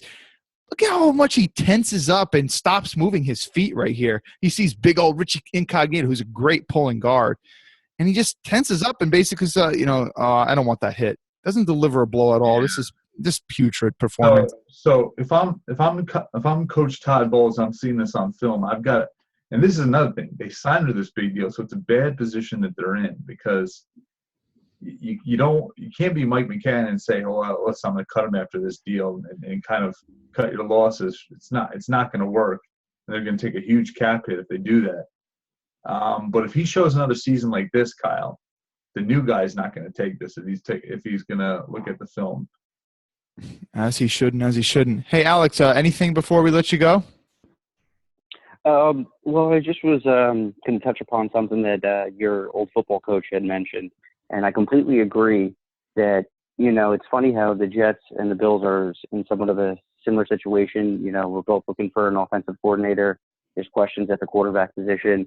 And do you guys both feel that the QB class that's coming into this draft, are they worthy of a 6th or a 10th pick? Because I personally don't. I really feel that, like Gary said, there's probably better talent at the, edge position in the top 10 and, even cornerback this year. So why take a risk on a quarterback when, you can get a surefire young defenseman? And shoot, we've gone defense in the draft. I mean, so often, Alex, we haven't gone offensive player in the first round since 2009, Mark Sanchez, in which we traded up to get him. I mean, we're talking, 6, 7 straight drafts where we drafted defense in the first round, so many of which were defensive linemen. Supposedly he's a really good player. I will be so pissed if we draft Jonathan Allen out of Alabama, because he's just more of the same of what we currently have. And I get it. We're going to get rid of either Sheldon or Mo, most likely Sheldon. So I guess we could still have a use for him. But you still got 2 guys that theoretically should be good at that position. But, yeah, supposedly, there's good edge talent there. There's quality corners there. Supposedly these safeties are, you have a pretty deep safety class, and you got 2 really, really good guys at the top that should go in the first round. Jamal Adams, people are saying he's a top 5, top 10 talent. Malik Hooker, they're saying he's one of the rangiest free safeties. Not a great tackler, but when you talk about range, he reminds people of Earl Thomas. Although some of these names intrigue me on defense, I'm also type of thinking like, what could we get on offense? And I don't know that there is any offensive guy other than a quarterback. But that's why I've been saying if Tyrod's available, that's the guy that you got to get. Not that big doofus Glennon, not one of these other scrubs, but Tyrod is a guy that you can win with. You will be much better off with him than one of these other guys for the next couple of years. And, even if Mahomes could be good, you're going to have to wait with him. That's a project that you're going to need to wait for, and he's no sure thing at all. What's the last successful quarterback that's come from Texas Tech? I like him, but ideally, I don't want to draft a quarterback at 6. Would I be somewhat excited if we did? Because what if he is legit? then we've kind of solved our quarterback issue that's just plagued us for so many years. But it is very, very risky. And I've watched some Kaiser. I was not really impressed with him. Low completion percentage, he's not good at evading pressure, kind of reminds you of Ryan Tannehill in that regard. Trubisky, he's got the slow release. I don't think he's got such a strong arm as people are saying. There's nothing impressed me about him when I watched him. I was impressed by some of the plays that Mahomes makes, but again, he's super raw. Let's see some of the other guys. Watson, again, not many pro style concepts. He's small. All these quarterbacks that we've drafted early have been small. Not so much Hackenberg, I guess, but you think about Geno Smith, small quarterback. Mark Sanchez, small quarterback. Watson, he doesn't have – people are saying he doesn't have the strongest arm in the world. You put him into a windy stadium like MetLife Stadium that he has to throw in all the time. He's got that small frame. Is he best suited for that? I'm not entirely sure. So those names scare the heck out of me for sure. So I'd like to get a proven commodity in Tyrod and then be able to focus on more of a surefire thing with that 6th overall pick rather than taking a quarterback. Those are my thoughts. My brother, as usual, is jumping the gun. He's saying Tyrod Taylor. But the problem is, Alex, you guys haven't brought in an offensive coordinator, and that's why I'm holding off all reservations. I want to keep Tyrod too. But if we bring in a guy who's a West Coast guy where that ball has to get out quick, Tyrod Taylor, I'm sorry, has a long release. He takes a long time to diagnose the play. He wouldn't be suited for that type of offense. So you're jumping the gun, Kyle. I think you have to look at who you're going to bring in first as your offensive coordinator and see who's going to be best suited for that guy. I don't think Tyrod Taylor works in every offense. I mean, that's just the God's honest truth. He would not be very good in a West Coast offense. I don't think he would be good in a spread offense either. I think he's kind of suited for what you have right now in Anthony Lynn, what he was running. So that's why I like to see who the Bills bring in first. Obviously, you think, the best thing, though, the Bills, if they pick up his option, he could still be trade bait because the Bills already ate his bonus. He'd still be the 20th highest paid quarterback. So there's no reason why the Bills wouldn't pick up his option because he's still trade bait for them. So I don't think that he's going to go anywhere unless it's going to be a trade. But I would still wait to see who's going to be the OC before I jump the gun on any one of these college quarterbacks too, besides Tyrod Taylor. It's a very good point, Gary. And obviously you have to wait till that point. You're not signing any free agents till, mid-March anyway. So you obviously would have it solved by that point. But it's a good point for sure. I do agree with you, Gary. Like I said, I think that the Bills, if they're smart and their front office has made some risky deals, but also they love trading, I think they'd pick up the option. And if they don't feel like Tyrod's the guy that's best suited for their offense, he'd be very easily to trade to another team. Yeah. Hey, Alex, great call, man. You are on Twitter. Is it Rufio_187? Correct. I like how I got these Twitter handles down pat, man. Some of the good followers, you just happen to remember them. And Alex, you are a good one at that. Always appreciate the retweets and the love for the show. So you're a good dude, man. And we look forward to having you on again sometime. Gentlemen, thanks a lot. Pleasure's all mine. And have a good evening. You too. Bye. Thank you. Yeah, Kyle, let's just touch on that point real quick. I think, let's just say, Matt Nagy is a guy that was rumored to the Jets. The chief blocked him from taking any interviews. But that's a West Coast offense. And I think you'd be a disservice if even, let's just say hypothetically, you had a quarterback like Tyrod Taylor in that offense. I don't think it would work. I mean, we've seen it years ago when Childress had Tavares Jackson. He tried so hard to make him into that quarterback, and it just never worked. So it'd be a disservice if that was the case. We got to, for respect to the Jets, respect to the Bills, we got to find out who our OC is first before we think about quarterbacks. Good point. All right, we're now going to bring on the best-looking guy on the show. That is none other than Mr. Joe Blewett. How's it going, Joe? If there's one thing you guys got going right, that's it right there. Oh, here we go. Oh, man. Hey, Joe, take us back to that first interaction that you had with Gary, man. Looked like you guys were going to come to blows at one point. I think the first interaction we had was about the whole Stephon Gilmore-Revis thing. And then Gary tends to, on Twitter, call people buddy or tell them to calm down, which I don't really think helps with the situation. But me and Gary are good friends now, so it's all good. Funny story about saying the word calm down. I went to a bar last winter with my good buddy Matt Dombrowski. Kyle, you met Matt several times, and Matt's Marine, hothead, like he is crazy without a doubt. So I told him to hold my coat. I got to use the bathroom. So he puts the coat down on this guy on a chair. Like, no one's sitting there, and I'm in the bathroom, right? And all of a sudden, I get a knock on the bathroom door from this kid. He's like, "Yo, your buddy's about to get into a fight." So he put my jacket down on a chair, and this old guy, he had to be in his late 50s, like, "That's my seat, buddy." And Matt used the famous word, relax or calm down. And when you say that, it just heightens the tension. So I see Matt flaring off. I see him going at the mouth, and I walk over, and I see this guy's like, "Oh, you don't know, this is my bar. You don't know who I am." And then all of a sudden, I walk up, and I say, "Hey, what's going on over here?" And then the guy looks at me, he goes like, "Just a big misunderstanding," and shakes my hand. We're going to have to pull up your mixed martial arts fight sometime. Pretty intimidating guy. I know we keep mentioning that, but anyway, so glad that you guys hit it off, and we got to meet up sometime. I know that Scrabble game that you'd mentioned, Joe, seems really enticing. I'm really looking forward to that. But Joe, let's move on. Let's talk a little bit about the Jets, because I know that's the team that you and I sadly root for. But then I want to move on to more relevant topics. I want to talk about the Patriots, that upcoming game, the storylines around that. But let's talk about the Winters contract. You were the one that broke the news to me last evening when I called you. So give us the specifics about the Winters contract, Joe. It's a 4-year, $29 million deal, which averages out to about $7.2 million.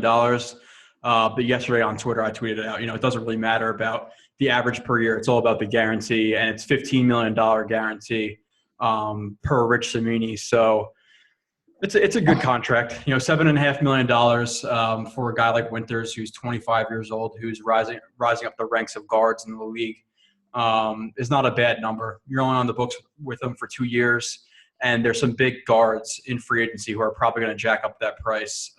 So to get them locked down before some of those guys' numbers come out, I think it was a good plan, because you need to keep these young guys around. You have Wesley Johnson, who you're probably going to lock up. You have Shell, who might be a right tackle, backup right tackle. You got some young guys. Him and Carpenter are maybe not a solid starting guard group in the NFL, but definitely decent. And decent for the Jets roster is more than we can ask for right now. So I thought it was a smart idea to lock him up. Yeah, it's hard not to like that. I mean, he's one of the people that improved in a contract year. You're willing to let some of these other guys walk, but he is young, especially for a lineman. You feel like you can get a couple more good years out of him. And I think, if he hits the open market, he's going to get, I would say, a significant amount of more money than that. So it's a bargain deal to do it right now, in my opinion, and looking forward to seeing the growth from there on out. Let's see. What else is going on with Jets news right now? Joe, you're a little bit more in tune with it than I am. I'm kind of been focusing some of my efforts on the Patriots. So what else is going on in Jets land? Have we come any closer to an offensive coordinator?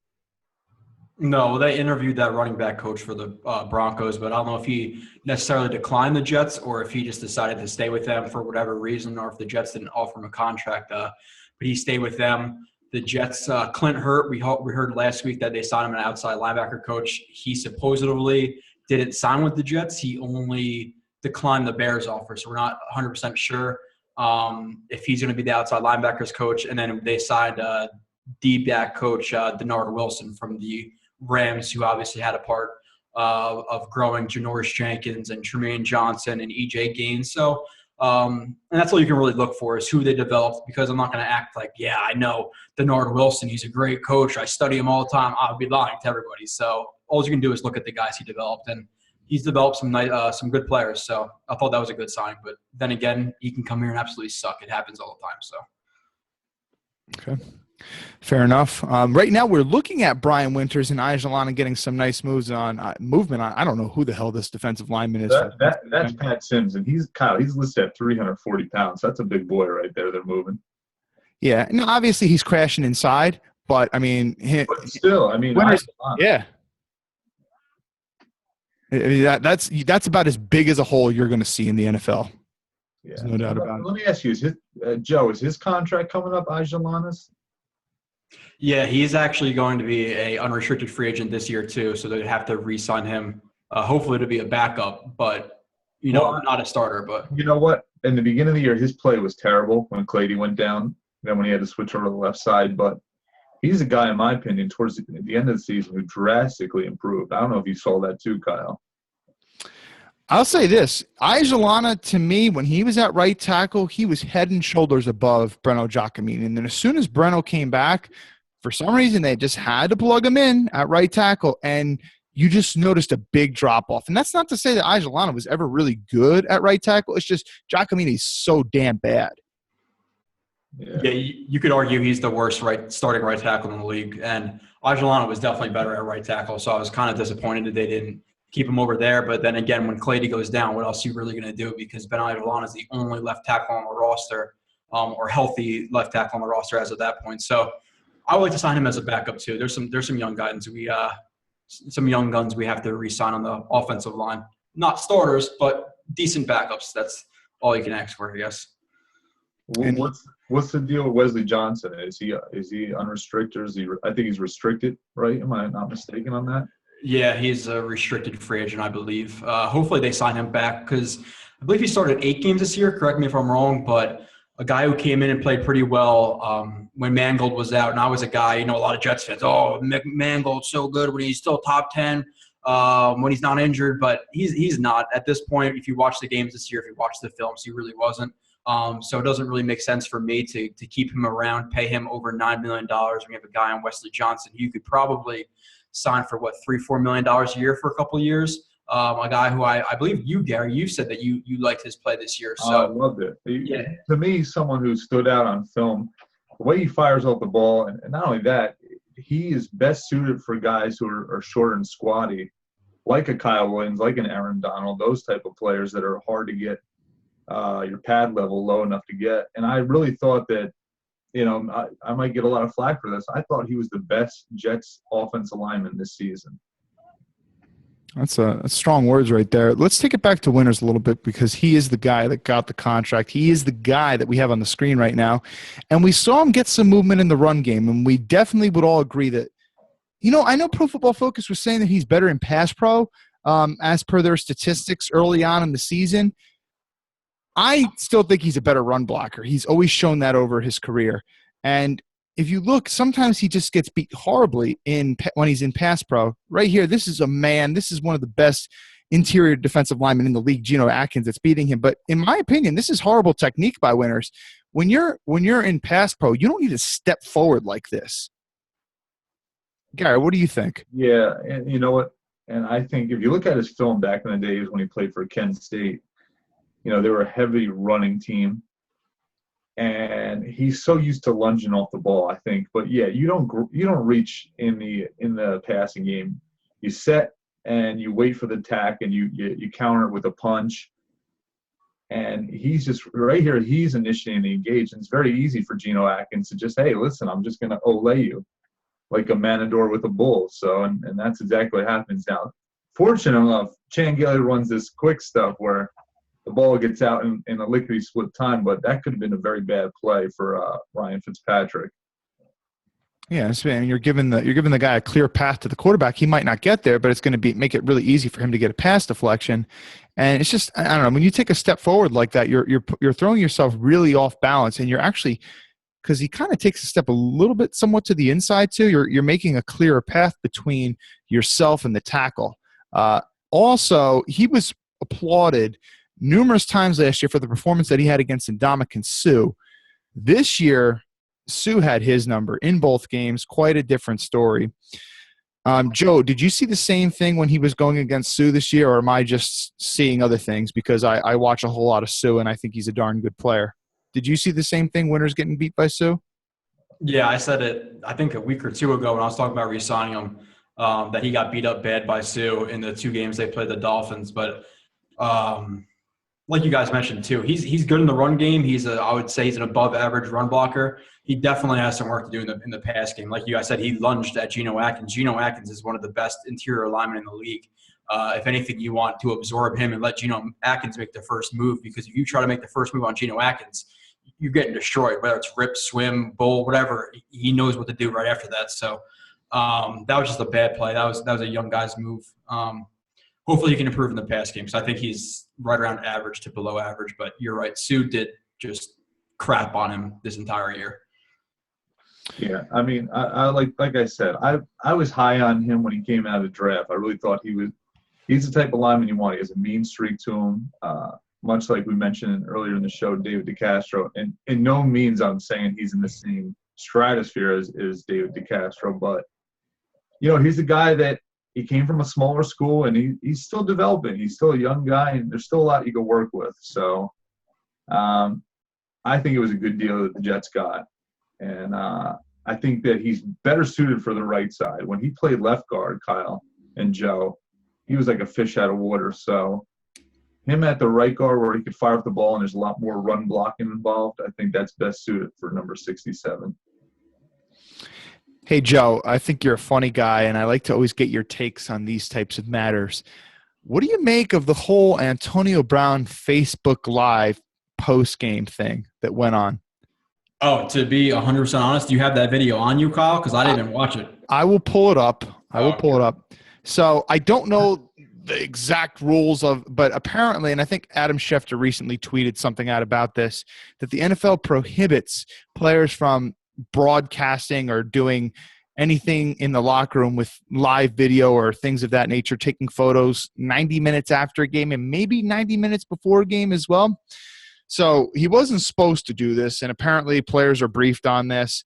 But anyway, he went ahead and did it, and his coach said he knew of the policy and that he's going to get punished and whatnot. But, damn, when I watched this, I was like, oh, man, oh, my gosh, I got to get Joe's opinion on this because I know that Joe is going to hate this. But let me pull it up right here. Antonio Brown, Facebook Live. I don't know if he deleted the damn thing or whatever, but you know how people are. Once they see something like this that is as controversial as this, they are going to save it. All right, so here's how it begins. Then it's pretty long, 17 minutes, but I am not going to play the whole thing. Here we go. Shoulder, lean, shoulder, lean, shoulder, lean, shoulder, lean. Fuck him with the shoulder, kill him with the shoulder, kill him with the shoulder, kill him with the shoulder. Go, who is that player? I don't even know. That's this play. That's Carl. Man, go. I was trying to make sure I got it. You lost him. You lost. There's a good old Sammy Coates. Got a field down the Jets there. Stonehand himself, Hayward Bay. Hate game, stupid. You feel me? One more. You feel me? Nothing major. Another one. And Coates is saying one more, you feel me? I don't understand that. Why are people so happy with just getting to the Super Bowl? First of all, I get it. It's a one-game season, but that's not how he's saying it. He's saying one more like, oh, we just got to get one more to make it to the Super Bowl. No, it's about winning the damn Super Bowl, not just getting there. Look at this money. Yeah, another one. Hold on, let me. Another one. Oh, we got 11K. We got 11K. Most men are acting when the camera comes on. They're acting like complete imbeciles. Oh, my gosh. I get it. You're having fun and everything, but I mean, you remember those days. After a win, everyone gets a little excited, a little amped. But, God, the broadcast is just it's ridiculous. And let's go ahead and let's play Belichick's response to this video. How does this go on for 17 minutes is my question. I don't know what could possibly happen in 17 minutes. I'm not going to watch the whole thing, so I really couldn't care any less. But it's just ignorance. You're briefed on these things, what to do, what not to do. It's ignorance. Kyle, I feel like you always try to make me the bad guy. You bring up these things, and I got to talk crap about people. Because everybody's Joe, like, I hate Joe. Kyle loves stirring up drama. That's one thing. Joe, hey, listen, drama sells. But Joe, I mean, let's not like I'm putting this burden upon you. There isn't a show that goes by on your show, Jet Nation Radio, where you're not getting on some Guidos or some millennials, and you're like, you were making fun of the word lit the other day. I was like, man, Joe could not be a teacher because everything I hear with my students is, what's up, cuz? Oh, that's lit. I hear this every day, all day when I'm a teacher. But you're making fun of stuff like this, so I was like, oh, I know Joe's going to hate this. Anytime somebody either says the word lit or dabs, I just want to just full out sprint and just drop kick them right in the chest. See what I'm talking about? So do you hear the word extra a lot too? Yes. Oh, you extra, mister. Come on, mister. Ashley, Antonio Brown. I do that on purpose. I say that to my girlfriend. Oh, man, you're acting extra because she hates it that much. Let's see what Bill Belichick had to say with the whole Antonio Brown Facebook Live. Had a Facebook Live video, and along the way, caught up some comments from Mike Tomlin where he refers to your team affectionately as, say, for radio purposes, jerks. Any thoughts on the video or on the comments? Yeah. Well, as you know, I'm not on Snapface and all that, so I don't really get those. But I'm really just worried about getting our team ready to go. I'm not really too worried about what they put on Instant Chat or whatever it is. Now, does your team have any Snapface and kind of Instant Chat. It's hard.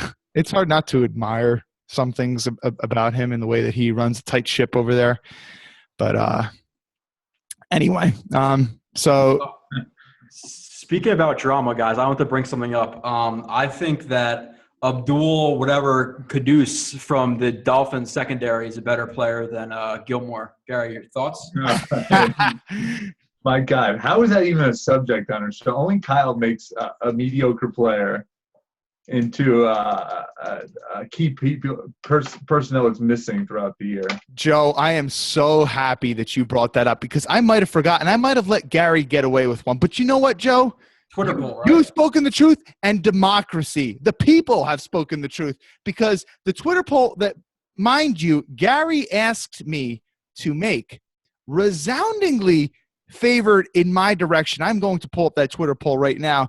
I believe the final standings were 86% agreed with my take on Issa Abdul Kudus, that he's an average to above average safety, whereas 9% of people said that he's very good, which is not a position that I took.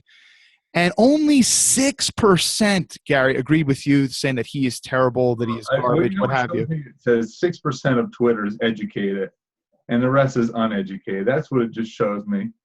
You hear that, listeners? Gary is going against you. He is discrediting your. Like I said, this is what I'm saying. If you're gonna think he's a quality starter, like I said, that whole secondary as a whole was mediocre. And I'm saying this right now. If that's what you would settle for, the people who voted very good are out of their mind. If you would settle for Issa Abdul Kudus as your safety, then you obviously want to be eliminated in the first round of the playoffs. You accept mediocrity, and that's what I'm saying. I don't want that. I want top of the line at every position. I know that can't happen, but I don't want Issa Abdul Kudus in my secondary. I'm sorry. Not only that, piss poor tackler, Kyle. We both agreed on that. Yeah, we did agree on that tackling is not his strong suit, but I mean, I pulled up a plethora of plays, Gary, and I actually tweeted out a whole bunch from that San Diego game yesterday.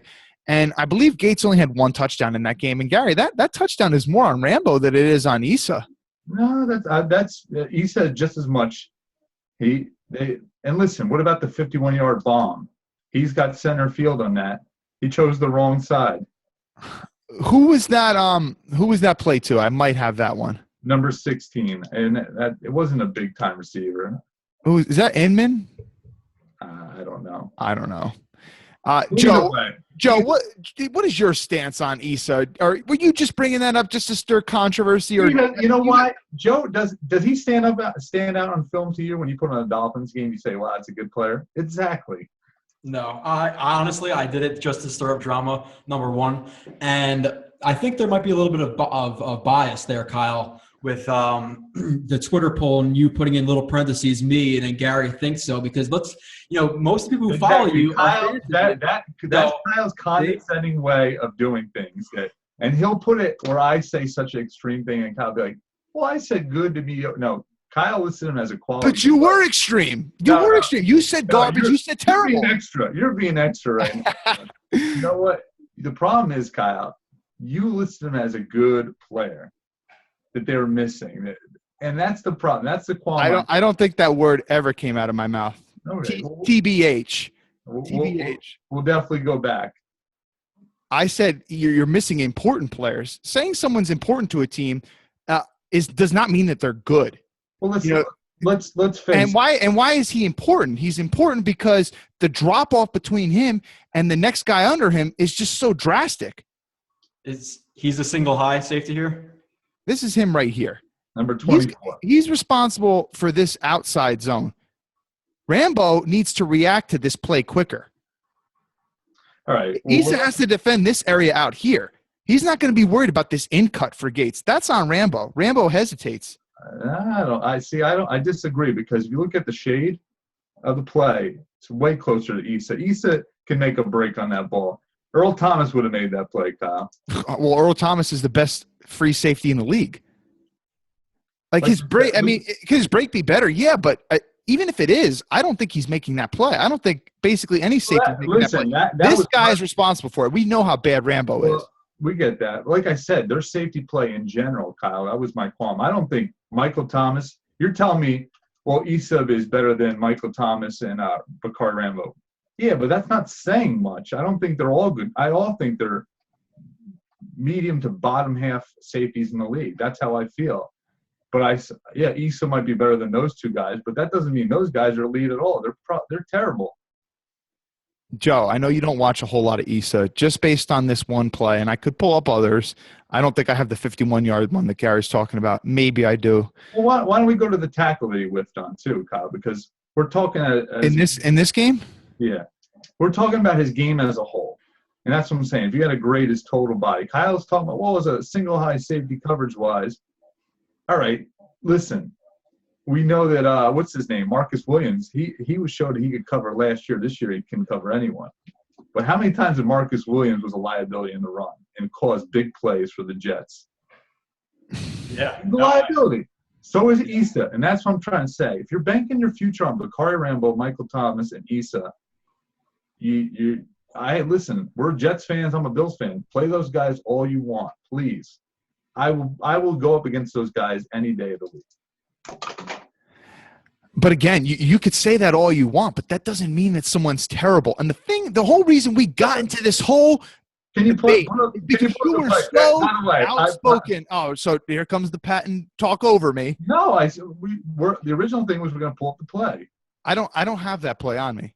You don't have any of the bad. The funny thing is, this is Kyle. Kyle is North Korea propaganda that he only puts inside on. No, if you sent it to I could try to pull up the tweet that you send me with apparently that highlight reel. But I'm going into my whole library of plays that I had. And honestly, that missed tackle didn't stand out to me all that much. So I'm not trying to hide anything, just so you know. I wonder why. Kyle. It doesn't fit Kyle's agenda. That's why. Hey, well, you know who also agrees with me? Joe, you're going to love this. Pro Football Focus also gave Issa a pretty good grade. So if we're looking at the totality of the player – Gary, if you want to say Pro Football Focus is garbage, Gary, I don't want you to ever quote them again. Don't ever quote them again. I didn't say. I said they don't fit your agenda right here. I didn't. Well, those words never came out. I said Pro Football Focus is flawed because they don't know what assignments are players. Not saying that. Okay. They are garbage. They are garbage to me. Like you said, didn't they just rate Brian Winters better in the pass and the run? That's where I question Pro Football Focus when you hear stuff like that.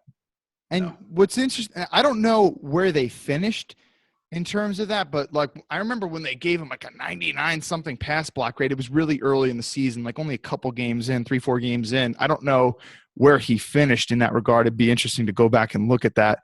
But just goes to show you, Joe, too, don't ever cite them in terms of grades, because we all know how much you hate them in terms of grades. The only thing I rely on them for is where they lined up and how many snaps they played that game. Other than grades, anything, I couldn't care any less. They graded Kyle Wilson high, they graded DeJuan Landry high, and they were absolute garbage. So all your credibility goes down the drain right there. So that is true. And not only that, I've also these guys are based in, I think, Ireland or England, one of these. They're over the pond. Well, I mean, not all their people work over the pond. I'm saying that's where the founders of the company are. Am I right on that? I believe you're right about that. And credit to our boy Biff Sweeney. We love them over there, but how much football those guys really watch? I mean, come on. Apparently they watch a lot. I think I remember them saying 16 hours a day. Oh, here's another play that suits my agenda. Well, then they're really drunk, I guess. Like I said, you only play the good stuff. This is typical my brother Kyle. One side. But see, here's the problem. You are assuming that I had just pulled up these plays in anticipation for this debate. No, this is no. Well, you're wrong, and I thought you trust me, Gary. You trust me to work for you at your business. I think you would have a little bit more faith in me. Like I have no reason to lie about this. Where's the bad stuff to point out? Because that is. Listen.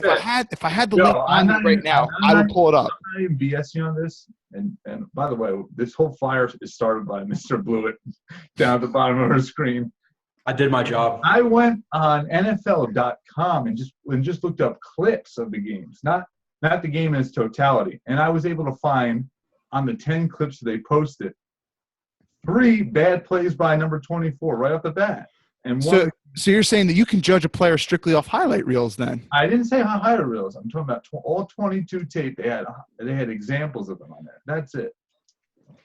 Hey, well, like I said, I mean, I'm watching I've done 11 Dolphins games in total, all 22, and I pick out really bad plays and really good plays. And you do have. I'm about to pull up. I'll pull up a bad Issa play, and I think this one is actually on cover. Here we go. Now the good stuff comes out because we called him out on it. I really don't have too many plays about Issa, and here's the thing with that, Joe. I know you got to go, so by all means, Joe RB31 on Twitter, follow him. His show Jet Nation Radio. Boy, oh boy, is he a controversial guy that likes to stir up some fire.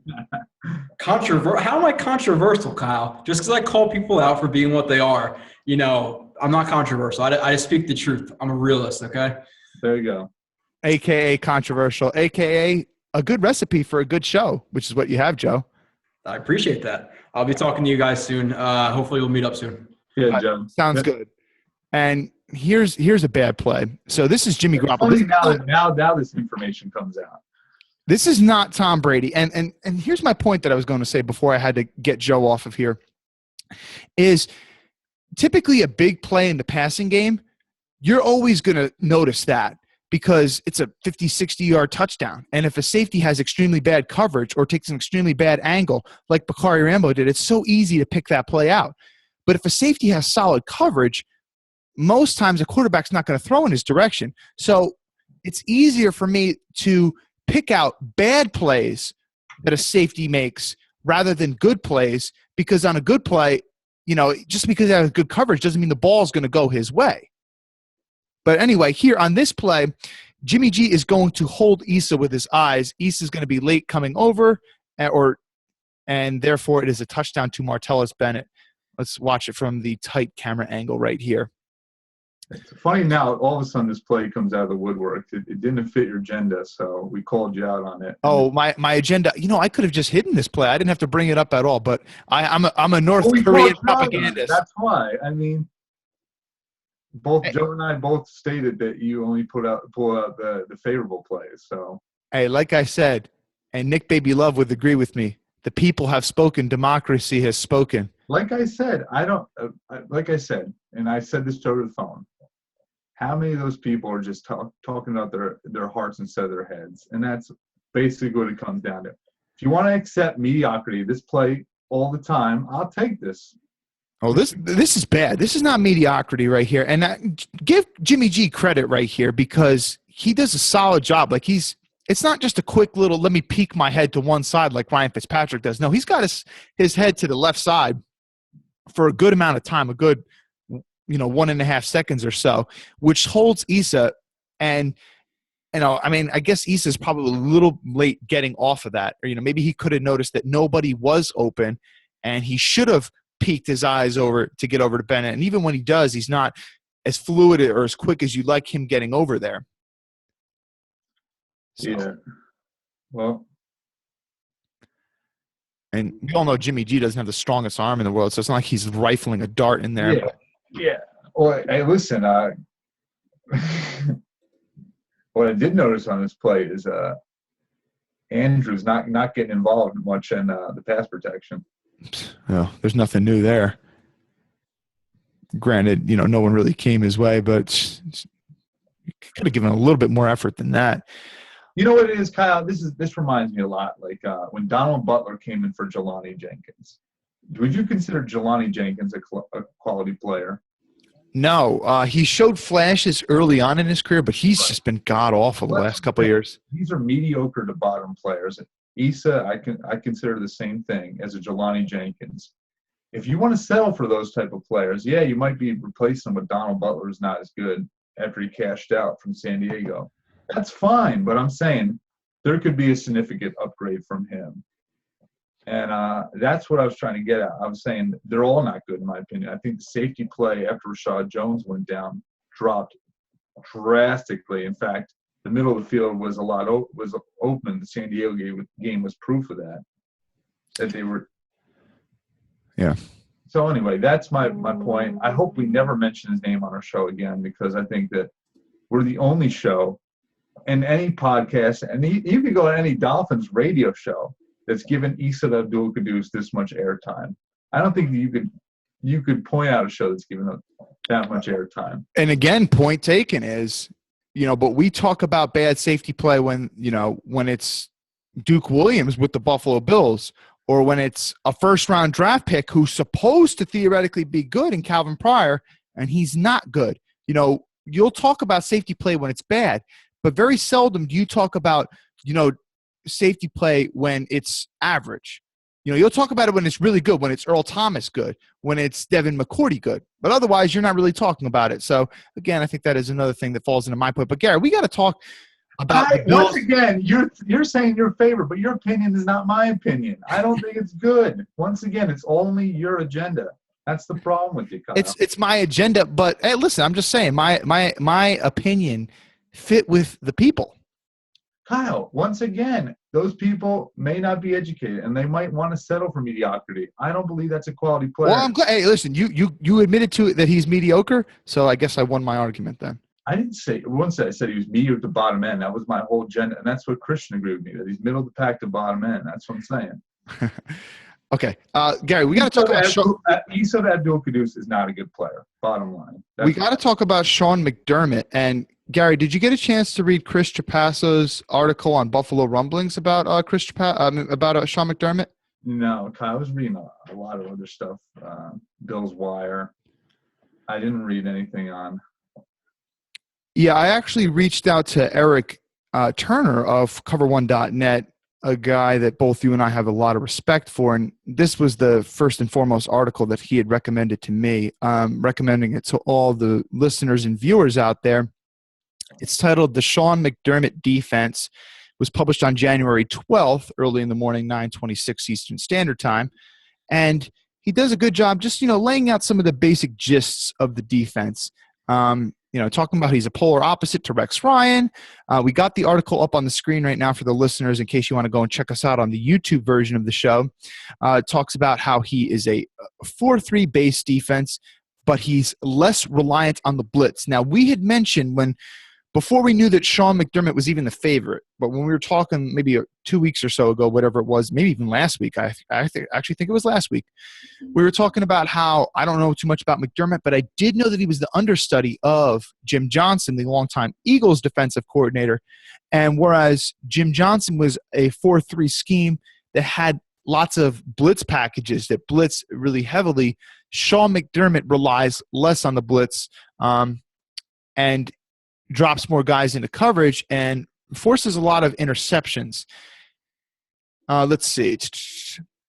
He then talks about basic differences between 3-4 defenses and 4-3 defenses, which one of the big ones is, quote, gap responsibility for the defensive lineman.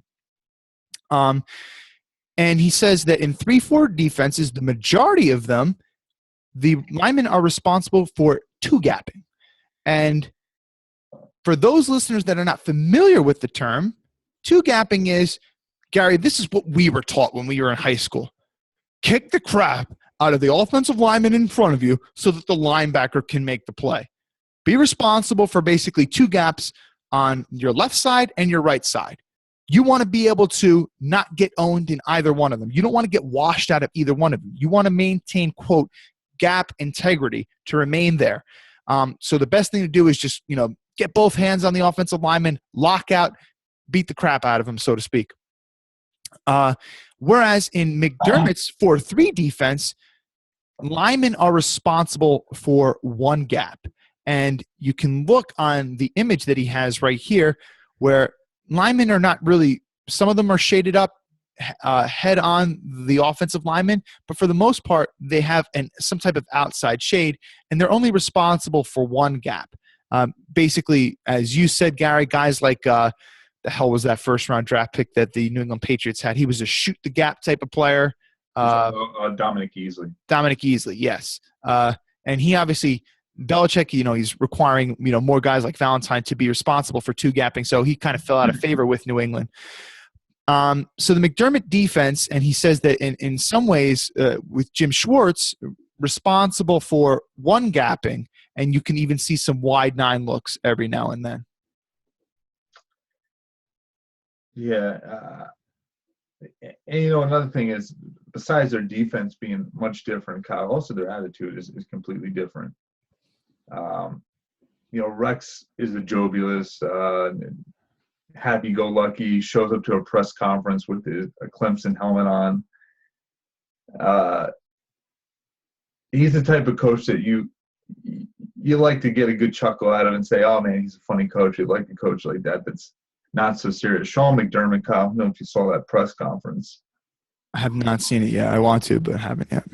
He's more of on the Belichick side. He's all business. He's a man of God, heavy Christian guy.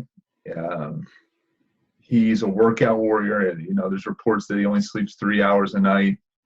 That he had a sofa inside his office in Carolina. He's an academic, so he was a finance major. This guy is a very smart, intelligent, calculate guy, and maybe this is someone that the Bills need. Now, I will say this, Kyle. We've had an academic before. We've had that guy, but he never had that serious attitude that Sean McDermott had. He never was that guy that was staying up countless hours in the night. We had a guy by the name of Dick Duran, who I absolutely hated. Hated the guy. Yale graduate, very smart. He was known for being a smart guy, but he wasn't a gutsy play caller. Sean McDermott is the complete opposite of that guy as well. So what I will say is that, and one thing I would like to say too, Kyle, about Sean McDermott, I like the way he's building his staff. Kyle, I mentioned that defensive lineman coach, Mike Waffle.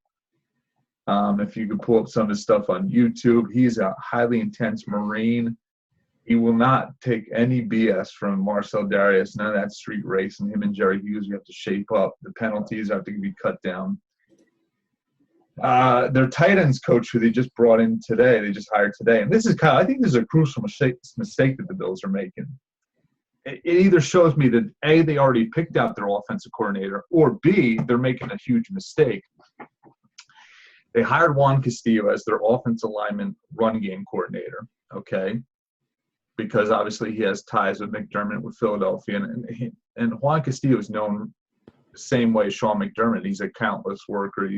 He'll be at the building at 3 a.m. in the morning.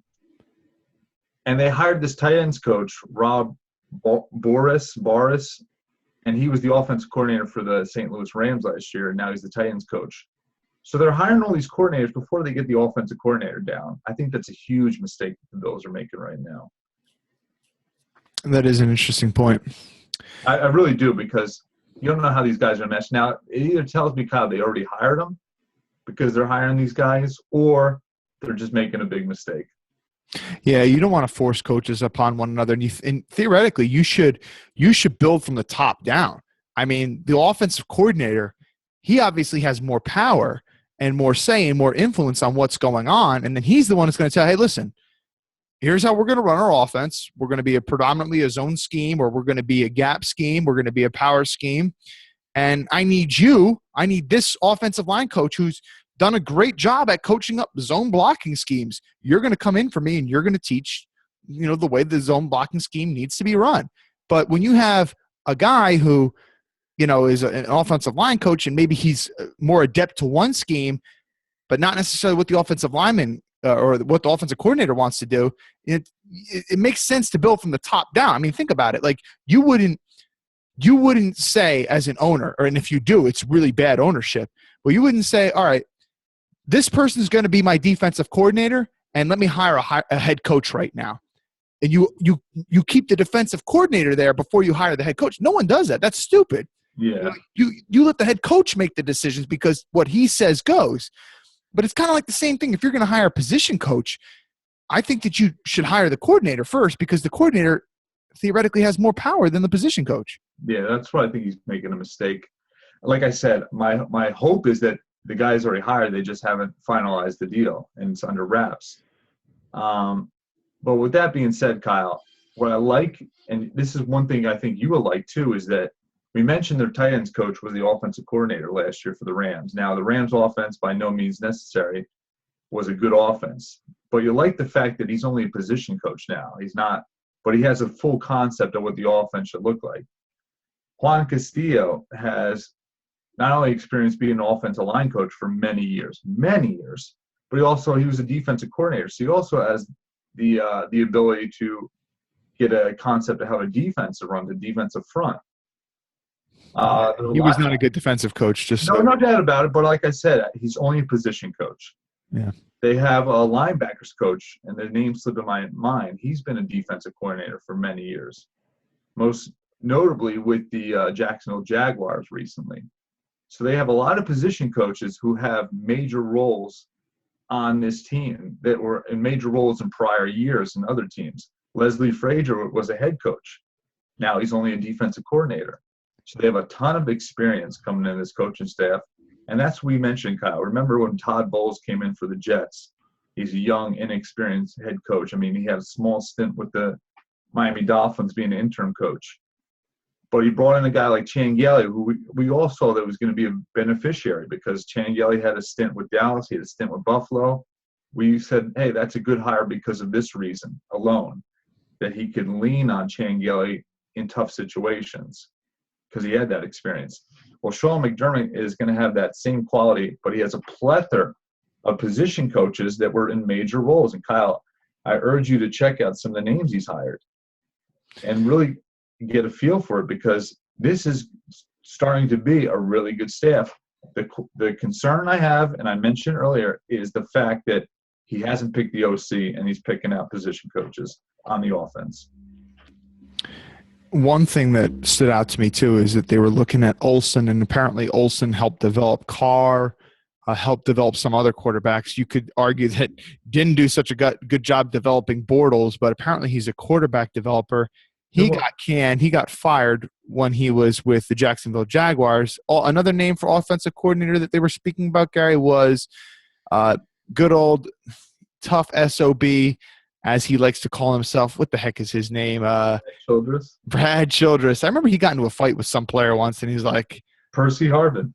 Was it Percy Harvin? There's someone other player, too. Percy Harvin threw a dumbbell at him, Kyle, in the weight room.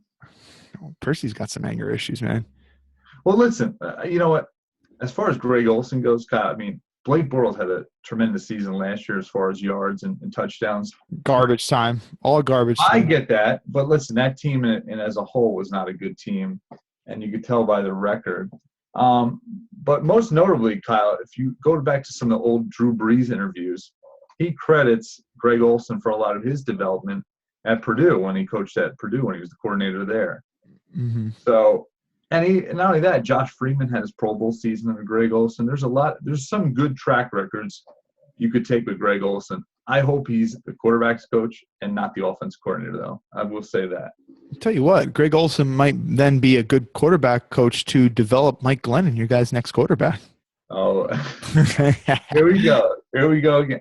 Kyle, I retweeted it several times, and it's coming from different sources now, not only Rich Community. It's multiple sources saying that the Jets will be targeting Mike Glennon. So I haven't seen another source yet other than people just retweeting what Samini potentially just postulated that it might be a possibility. I will cry if that happens. Mark that on the air. I will cry if the Jets sign Mike Glennon to $15 million a year or so. I will just be beside myself. Another thing about McDermott's defense is, what does it really say for some of the offensive or the defensive personnel? So you got some big-time free agents. Zach Brown had a tremendous year. Stephon Gilmore, we would say an upper echelon corner in the league. Gilmore, he's good. He's better when he's playing more aggressive, up in the receiver's face, jamming them, using his length and physicality to his advantage. And obviously Zach Brown, is we had mentioned he's a pretty good cover guy. We've seen his range. We've seen him do things like track Julian Edelman down in the past. You need athletic linebackers to run this defense. I was just showing you a whole bunch of like A-gap blitzes where, they're showing – the linebackers are showing that they're going A-gap. They show that they're going blitz. Sometimes they drop back. In order to make that play, you're not having David Harris do that. No. David Harris, he can blitz, but you're not going to have him drop back. But you want to have the guys that have the versatility that they can go to the blitz and that they can also drop back. I think Zach Brown is a guy that can do that for you. He's probably more imperative for this defense to re-sign now than if they had retained Rex Ryan. Would you agree with that? Yeah, and Kyle, you mentioned the name Stephon Gilmore. Stephon Gilmore is the big nut that everyone wants to know what's going on with. And I think that in this defense, it makes him expendable. Yes. He's the zone defense. He's a press man corner. He's better when he is press man rather than sitting on waiting what a receiver does. So I think that in itself is a huge savings. And I would venture to say that Stephon Gilmore won't get re-signed because of that reason alone, I think. Zach Brown, Kyle, you mentioned, I think that's a crucial signing. Also, Kyle, look at names like, and these guys aren't going to break the bank, names like Leger Douzable. I think Leger Douzable, he likes that undersized defensive tackle, like a DeJuan Edwards, to get up a K1 short, a guy like that who's undersized to get and be quick off the ball. Terrell Worthy's another guy that the Bills are going to be looking to re-sign because he's a quick guy off the ball. Those are the type of players that Sean McDermott likes. A K1 short, a DeJuan Edwards, those type of players to get off the ball real fast and kind of undersized. Zach Brown, Kyle, is going to be the big question mark because let's face it, Kyle, second team All-Pro. He was an afterthought last offseason as a free agent, didn't really get to cash out. He was a former second-round pick. He had some tremendous numbers this season. Teams are going to be vying for his services. I wouldn't be surprised if one of the New York Jets make a bid in for Zach Brown. So if you could get him cheap right now, look to do it. I don't know if that's going to play out. It seems like Zach Brown didn't get his payday last year. He might be looking to get top dollar. Who does this help now? I think it helps Jerry Hughes. I think this scheme is better suited for Jerry Hughes. He has a part-time player in Jim Shorts' 4-3 defense. He had one of his best seasons. I think he's better with his hand in the dirt and just getting after the quarterback rather than occasionally dropping back, occasionally covering a tight end.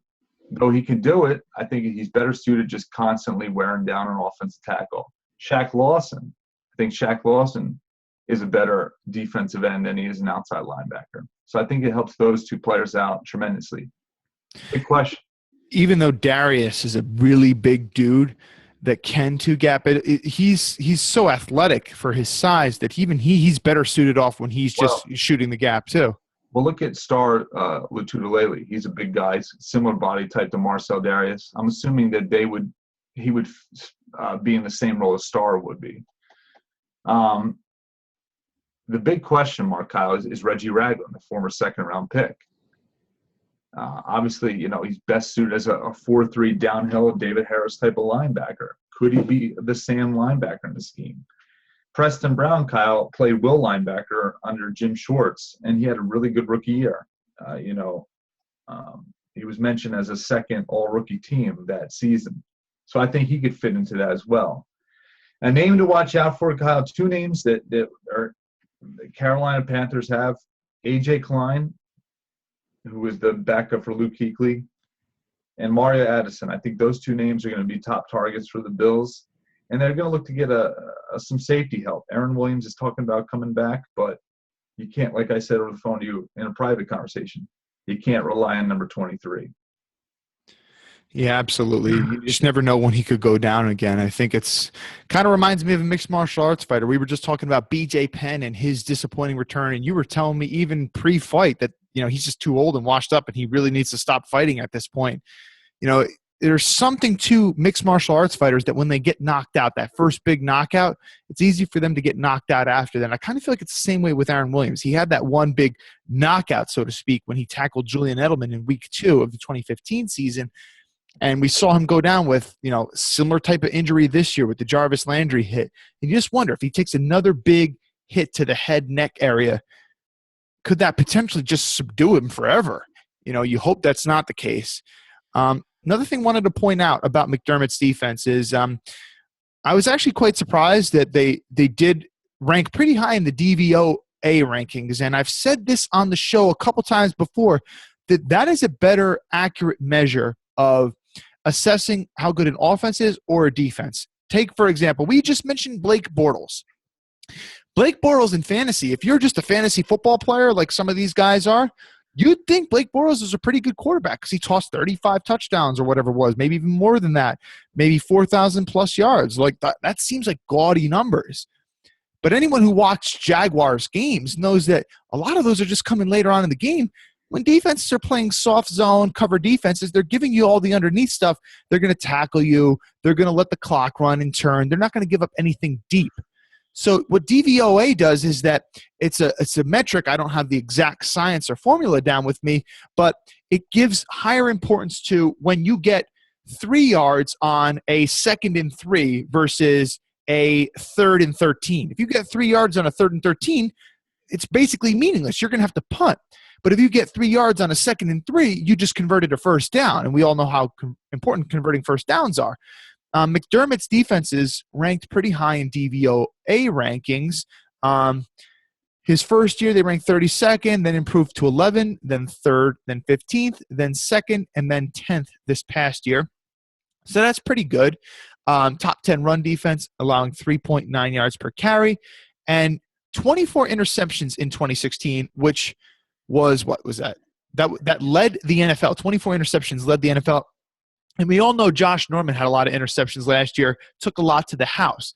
And one of the reasons why a zone-based defense like this can create a lot of interceptions, and as a Jets fan, and Todd Bowles' scheme is very similar to Rex Ryan's, very aggressive man corners that, when they trail playing man coverage, they have their back to the quarterback. It's harder to get interceptions.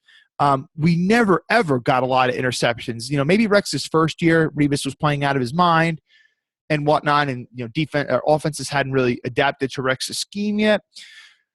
But we never really, in the years after that, were known for getting a lot of interceptions. But when you play a defense like this, look at the Bears, for example. You have their outside corners. They're not up facing directly towards the receiver. They're not square up. They have their eyes towards the quarterback. It's easy to telegraph passes and then break on the route, pick it off, and then take it to the house, a la Asante Samuel, what he used to do for many years when he played with the Atlanta Falcons and before that the Philadelphia Eagles. And obviously McDermott coached him when he was with the Eagles.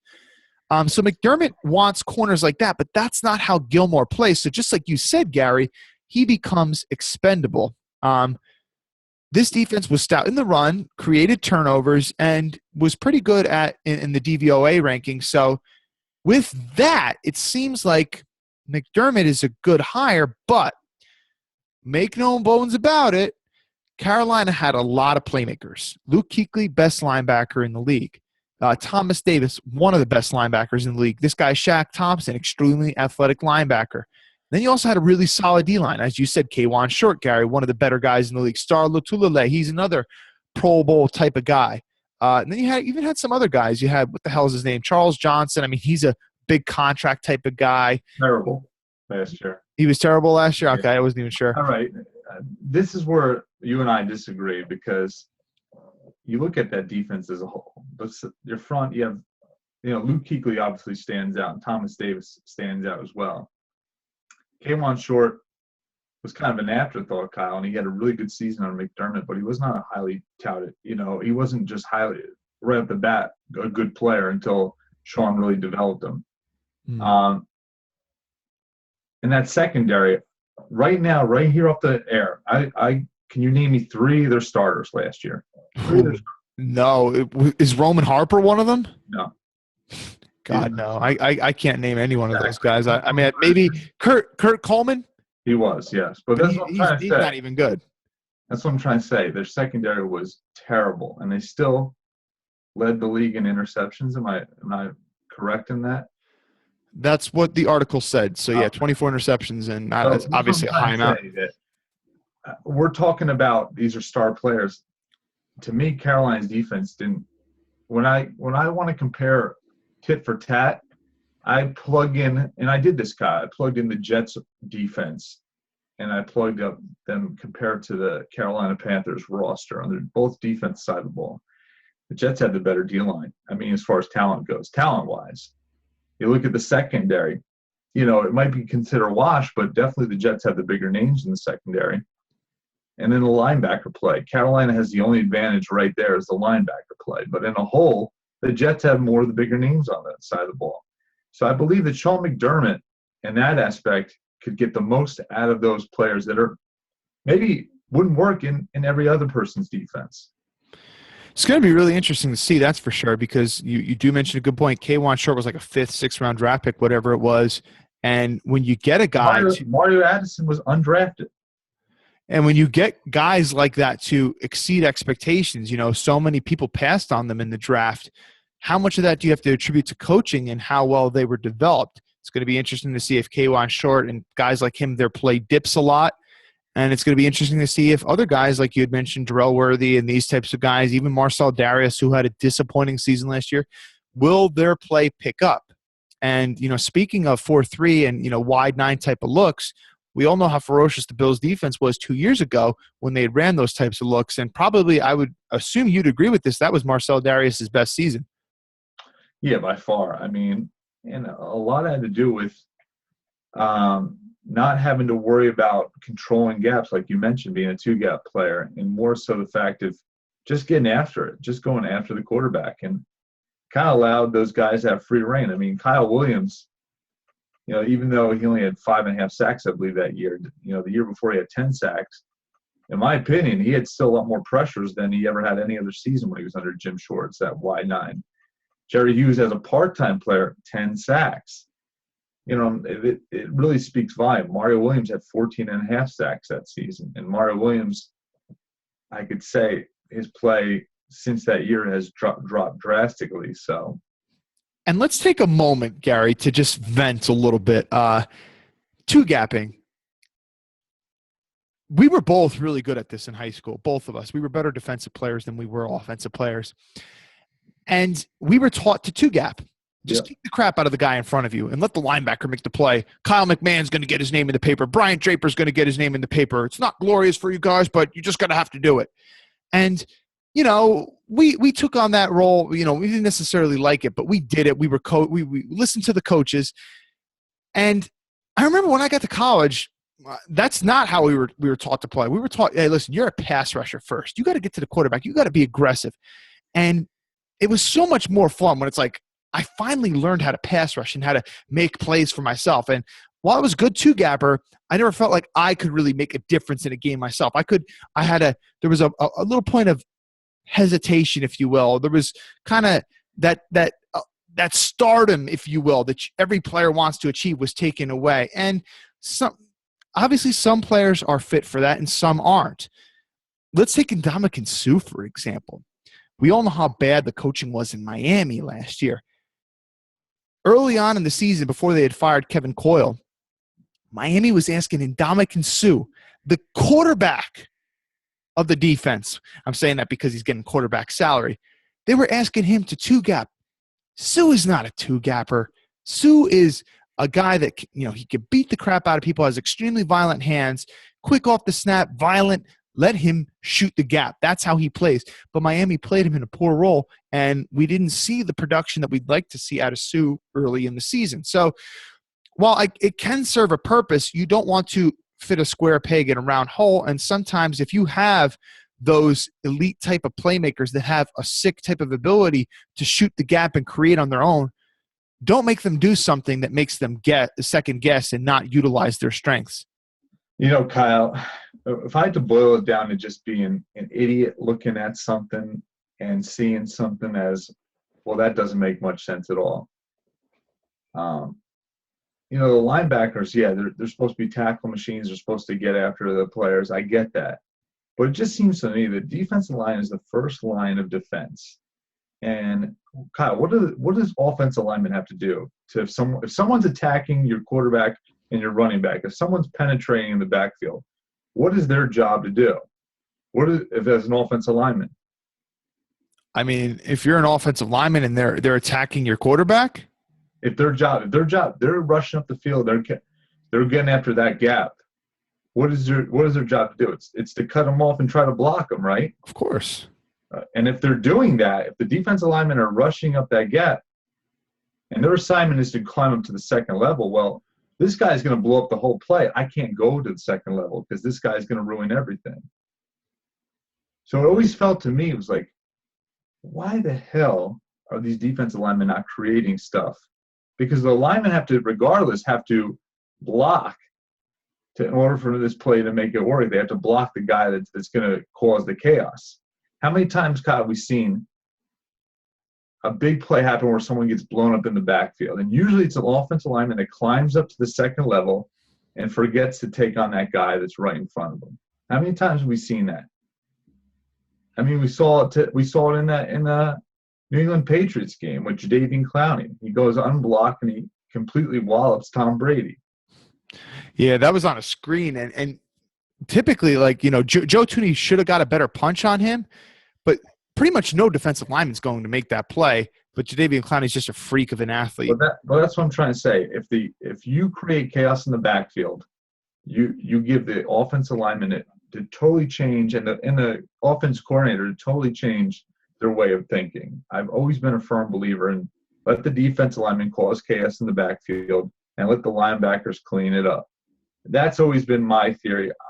I never liked, well, keep your linebackers clean and let the keep your linebackers clean and defensive linemen are going to make any plays. It's just reactive. It's like, you know, when you're thinking in football, like when you're thinking too much during the snap, you know, unless you're like a quarterback, like you're not going to be able to play to your full potential. Like when you're hesitating, there's just something about like you're just going to mess up. I always felt like you just got to see it and go, you know. And so I will say that I kind of agree with you. Just from my playing experiences, playing in both different types of styles, I always enjoyed just being able to create and just blow stuff up on my own.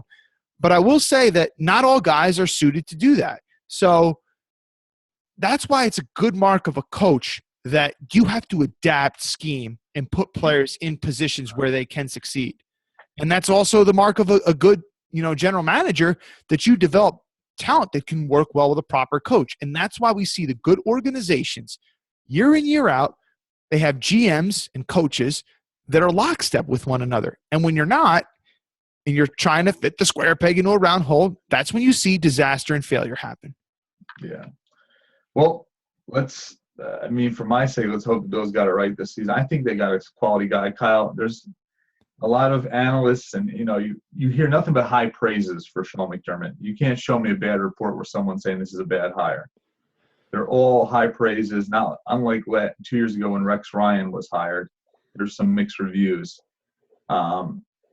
Everyone's saying high praises, and they're very vocal about it. I mean, Mike Tomlins came on the record, Andy Reid came on the record, former players, analysts, you name it, have came on the record and said, you know, this is a great hire. And Al, I'm also in the firm boat that Sean McDermott, had he not been in the Super Bowl last year as the defensive coordinator, he probably would have got a head coaching job last season. Oh, I mean, the Carolina defense was tremendous, but, you know, just kind of like we're seeing with Shanahan right now, like, you know, and some of these other coaches, you have to wonder, like McDaniels, maybe had he not been in the playoffs, maybe he would have taken one of those other jobs. And maybe the reason why he didn't take the San Francisco job is because San Francisco has been a disaster. They fired 2 coaches in the last 2 years. And maybe McDaniels is like, you know what, I'm going to drop out because that's the one job I don't want. Yeah, well, their front office is definitely something that would concern a head coach, potential head coach candidate. What I have to say is that, though, if you could wait for that cherry at the end of the sundae, like a Dan Quinn, we're seeing it right now, pay dividend in Atlanta, possibly Kyle Shanahan in San Francisco. It seems like those are the best candidates, Kyle, those coordinators that are in the Super Bowl. And Sean McDermott, Kyle, you know, like I said, he was one of the best defenses last year, and really, you think about it, we're talking about Josh Norman was the shutdown corner. Josh Norman was a 5th or 6th round pick. I don't remember. So, you know, he's had a lot of good talent come out of there that's been very, very low draft picks. And Sean McDermott's been able to maximize his talent. And speaking of Norman too, Norman obviously had a much better season last year than he had this year. And, Washington had asked him to play more man coverage than he did. They asked him to track receivers every now and then. He had to track Antonio Brown for certain portions of the game. And that's just not who he is. That's not the type of player he is. Yeah. And like I said, I think that this Bills coaching staff is setting up to be one of the best we've seen in a while, because these are all former coordinators that are now position coaches, not saying, but you just like that they understand the whole concept. So if he can continue, the Bills can continue hiring this well, I'll be very excited. And like I said, the only thing I'm really concerned with is that you're hiring position coaches before you get the main pony in place. Yeah. I mean, I think I'm certainly not going to knock the McDermott hire at all. I mean, like I said, I didn't know too much about him. Admittedly, I still don't know all that much about him, in his ability to be a leader and stuff. I did hear from the Panthers beat writer that he's the ultimate grinder. And he said if McDermott can't fix the Bills, it's not going to be because of a lack of effort or anything like that, because he's the ultimate grinder. I'm going to kind of remain somewhat neutral on him until I kind of see more, because I don't know much about him. And honestly, he wasn't even a guy that was on my radar prior to when the actual coaching searches began. But Gary, let's get into the one game that we have for picks this week, and then we're running a little long this show unintentionally, but we got Steelers at Patriots Conference Championship. Oh, I didn't realize we got to get this thing quick, Kyle. Yeah. Let's make it quick. I'll let you go first. Kyle, I think that this game is going to be suited for the Pittsburgh Steelers, Kyle. For some reason, I remember a couple of years ago, I rooted for the New England Patriots, hoping that the fact that if they won one more championship, they retire Belichick and Brady. Looks like that's not happening anytime soon. So I'm rooting for the demise of the New England Patriots. Give me the Killer Bees, and I do mean Ben, Brown, Bell, and Boswell. Give me a score of 35-30. Wow. You know what, Gary? I can see it happening. I said, I think for a long time now, that I thought that Pittsburgh was the biggest threat to New England. I was saying that defenses, kind of shut New England down in the playoffs more so than offenses. The Steelers' defense is playing better, but there's something about this team being battle-tested, having been there before, 1-2 Super Bowls with Ben. The offensive line is playing out of its mind right now. Bell's playing out of his mind right now.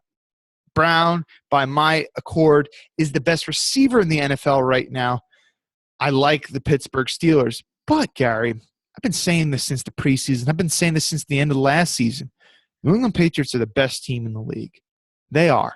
That was my pick to win the Super Bowl. By I far. want to see it happening. Don't want to see it happen. But, Gary, I'm going to stay with my pick. I'm not going to switch right now. I'm going to say I think they're the best team. They're good on special teams, really good on special teams. They're really good on defense, and they're really damn good. They're elite on offense, Gary. Too many weapons. I know they don't have Gronkowski, but they're playing at home. And let's not forget, the Patriots are so good against the Steelers. I think the Steelers, in Ben Roethlisberger's entire career, has maybe beaten the Patriots twice, and they have many, many losses over that time. I don't think they've beaten them in the playoffs. Maybe they did once. Not entirely sure. But the track record, Tomlin versus Belichick, is not good. Many blowout wins on the Patriots' end. The Steelers are a much worse team on the road than they are at home. We've seen that this season. Dominated at home, had some bad losses on the road. Think back to the Miami game. Let's see. I mean, Brady, you're not going to be able to confuse him. That offensive line, that's one of the ways that you can exploit the Patriots. They don't have a good offensive line. But where are the pass rushers for the Steelers? You guys had mentioned Bud Dupree. I think Bud Dupree's kind of like a highlight reel. He can make a nice play every now and then. Extremely athletic. He's not a consistent player. James Harrison can do that for you. But who else do you got beside him? Jarvis Jones has been a huge disappointment. You don't have Hayward. Shazier, he's another inconsistent player. And let's see. Antonio Brown, while he is a beast, I think that Belichick will find some way to really slow him down. Belichick's not going to do something stupid like Kansas City last week. Kansas City last week, they had Antonio Brown matched up against Justin Houston. Antonio Brown is running a 9-route downfield. If Ben threw that ball, if he noticed it quicker that he had him one-on-one and he put more air under that ball, that's an easy touchdown. Brown goes all the way. Belichick's not going to do something dumb like that. He's going to slow Brown down. Question is, can Belichick slow Bell down? I think he can, because I think this Patriots defense, rush defense, has been pretty darn good. Got guys like Alan Branch clogging up the middle. I'm going to go with the Patriots. I'm going to say 27 Patriots, 21 Steelers. Patriots go to Super Bowl LI in Houston, Texas, where Chris with a TIAN came on the show a couple months ago and said that he had a dream that he was throwing to passes to Tom Brady wearing a white jumpsuit in NRG Stadium, where the New England Patriots will be playing the Super Bowl this year. Shattered dreams, I hope, for Chris. Shattered dreams. All right, well, that's going to do it for this show. I'm on Twitter at AFC East Bros. Gary's AFC_EastBro Gary. You can email the show afceastbros@gmail.com. We're on YouTube, iTunes, Stitcher. If you can leave us a 5-star rate and review on iTunes, that would be tremendous. You could subscribe to the YouTube channel. That would also be tremendous and greatly appreciated. And thank you so much for always listening. Continue to spread the word for the show, and we'll see you next time.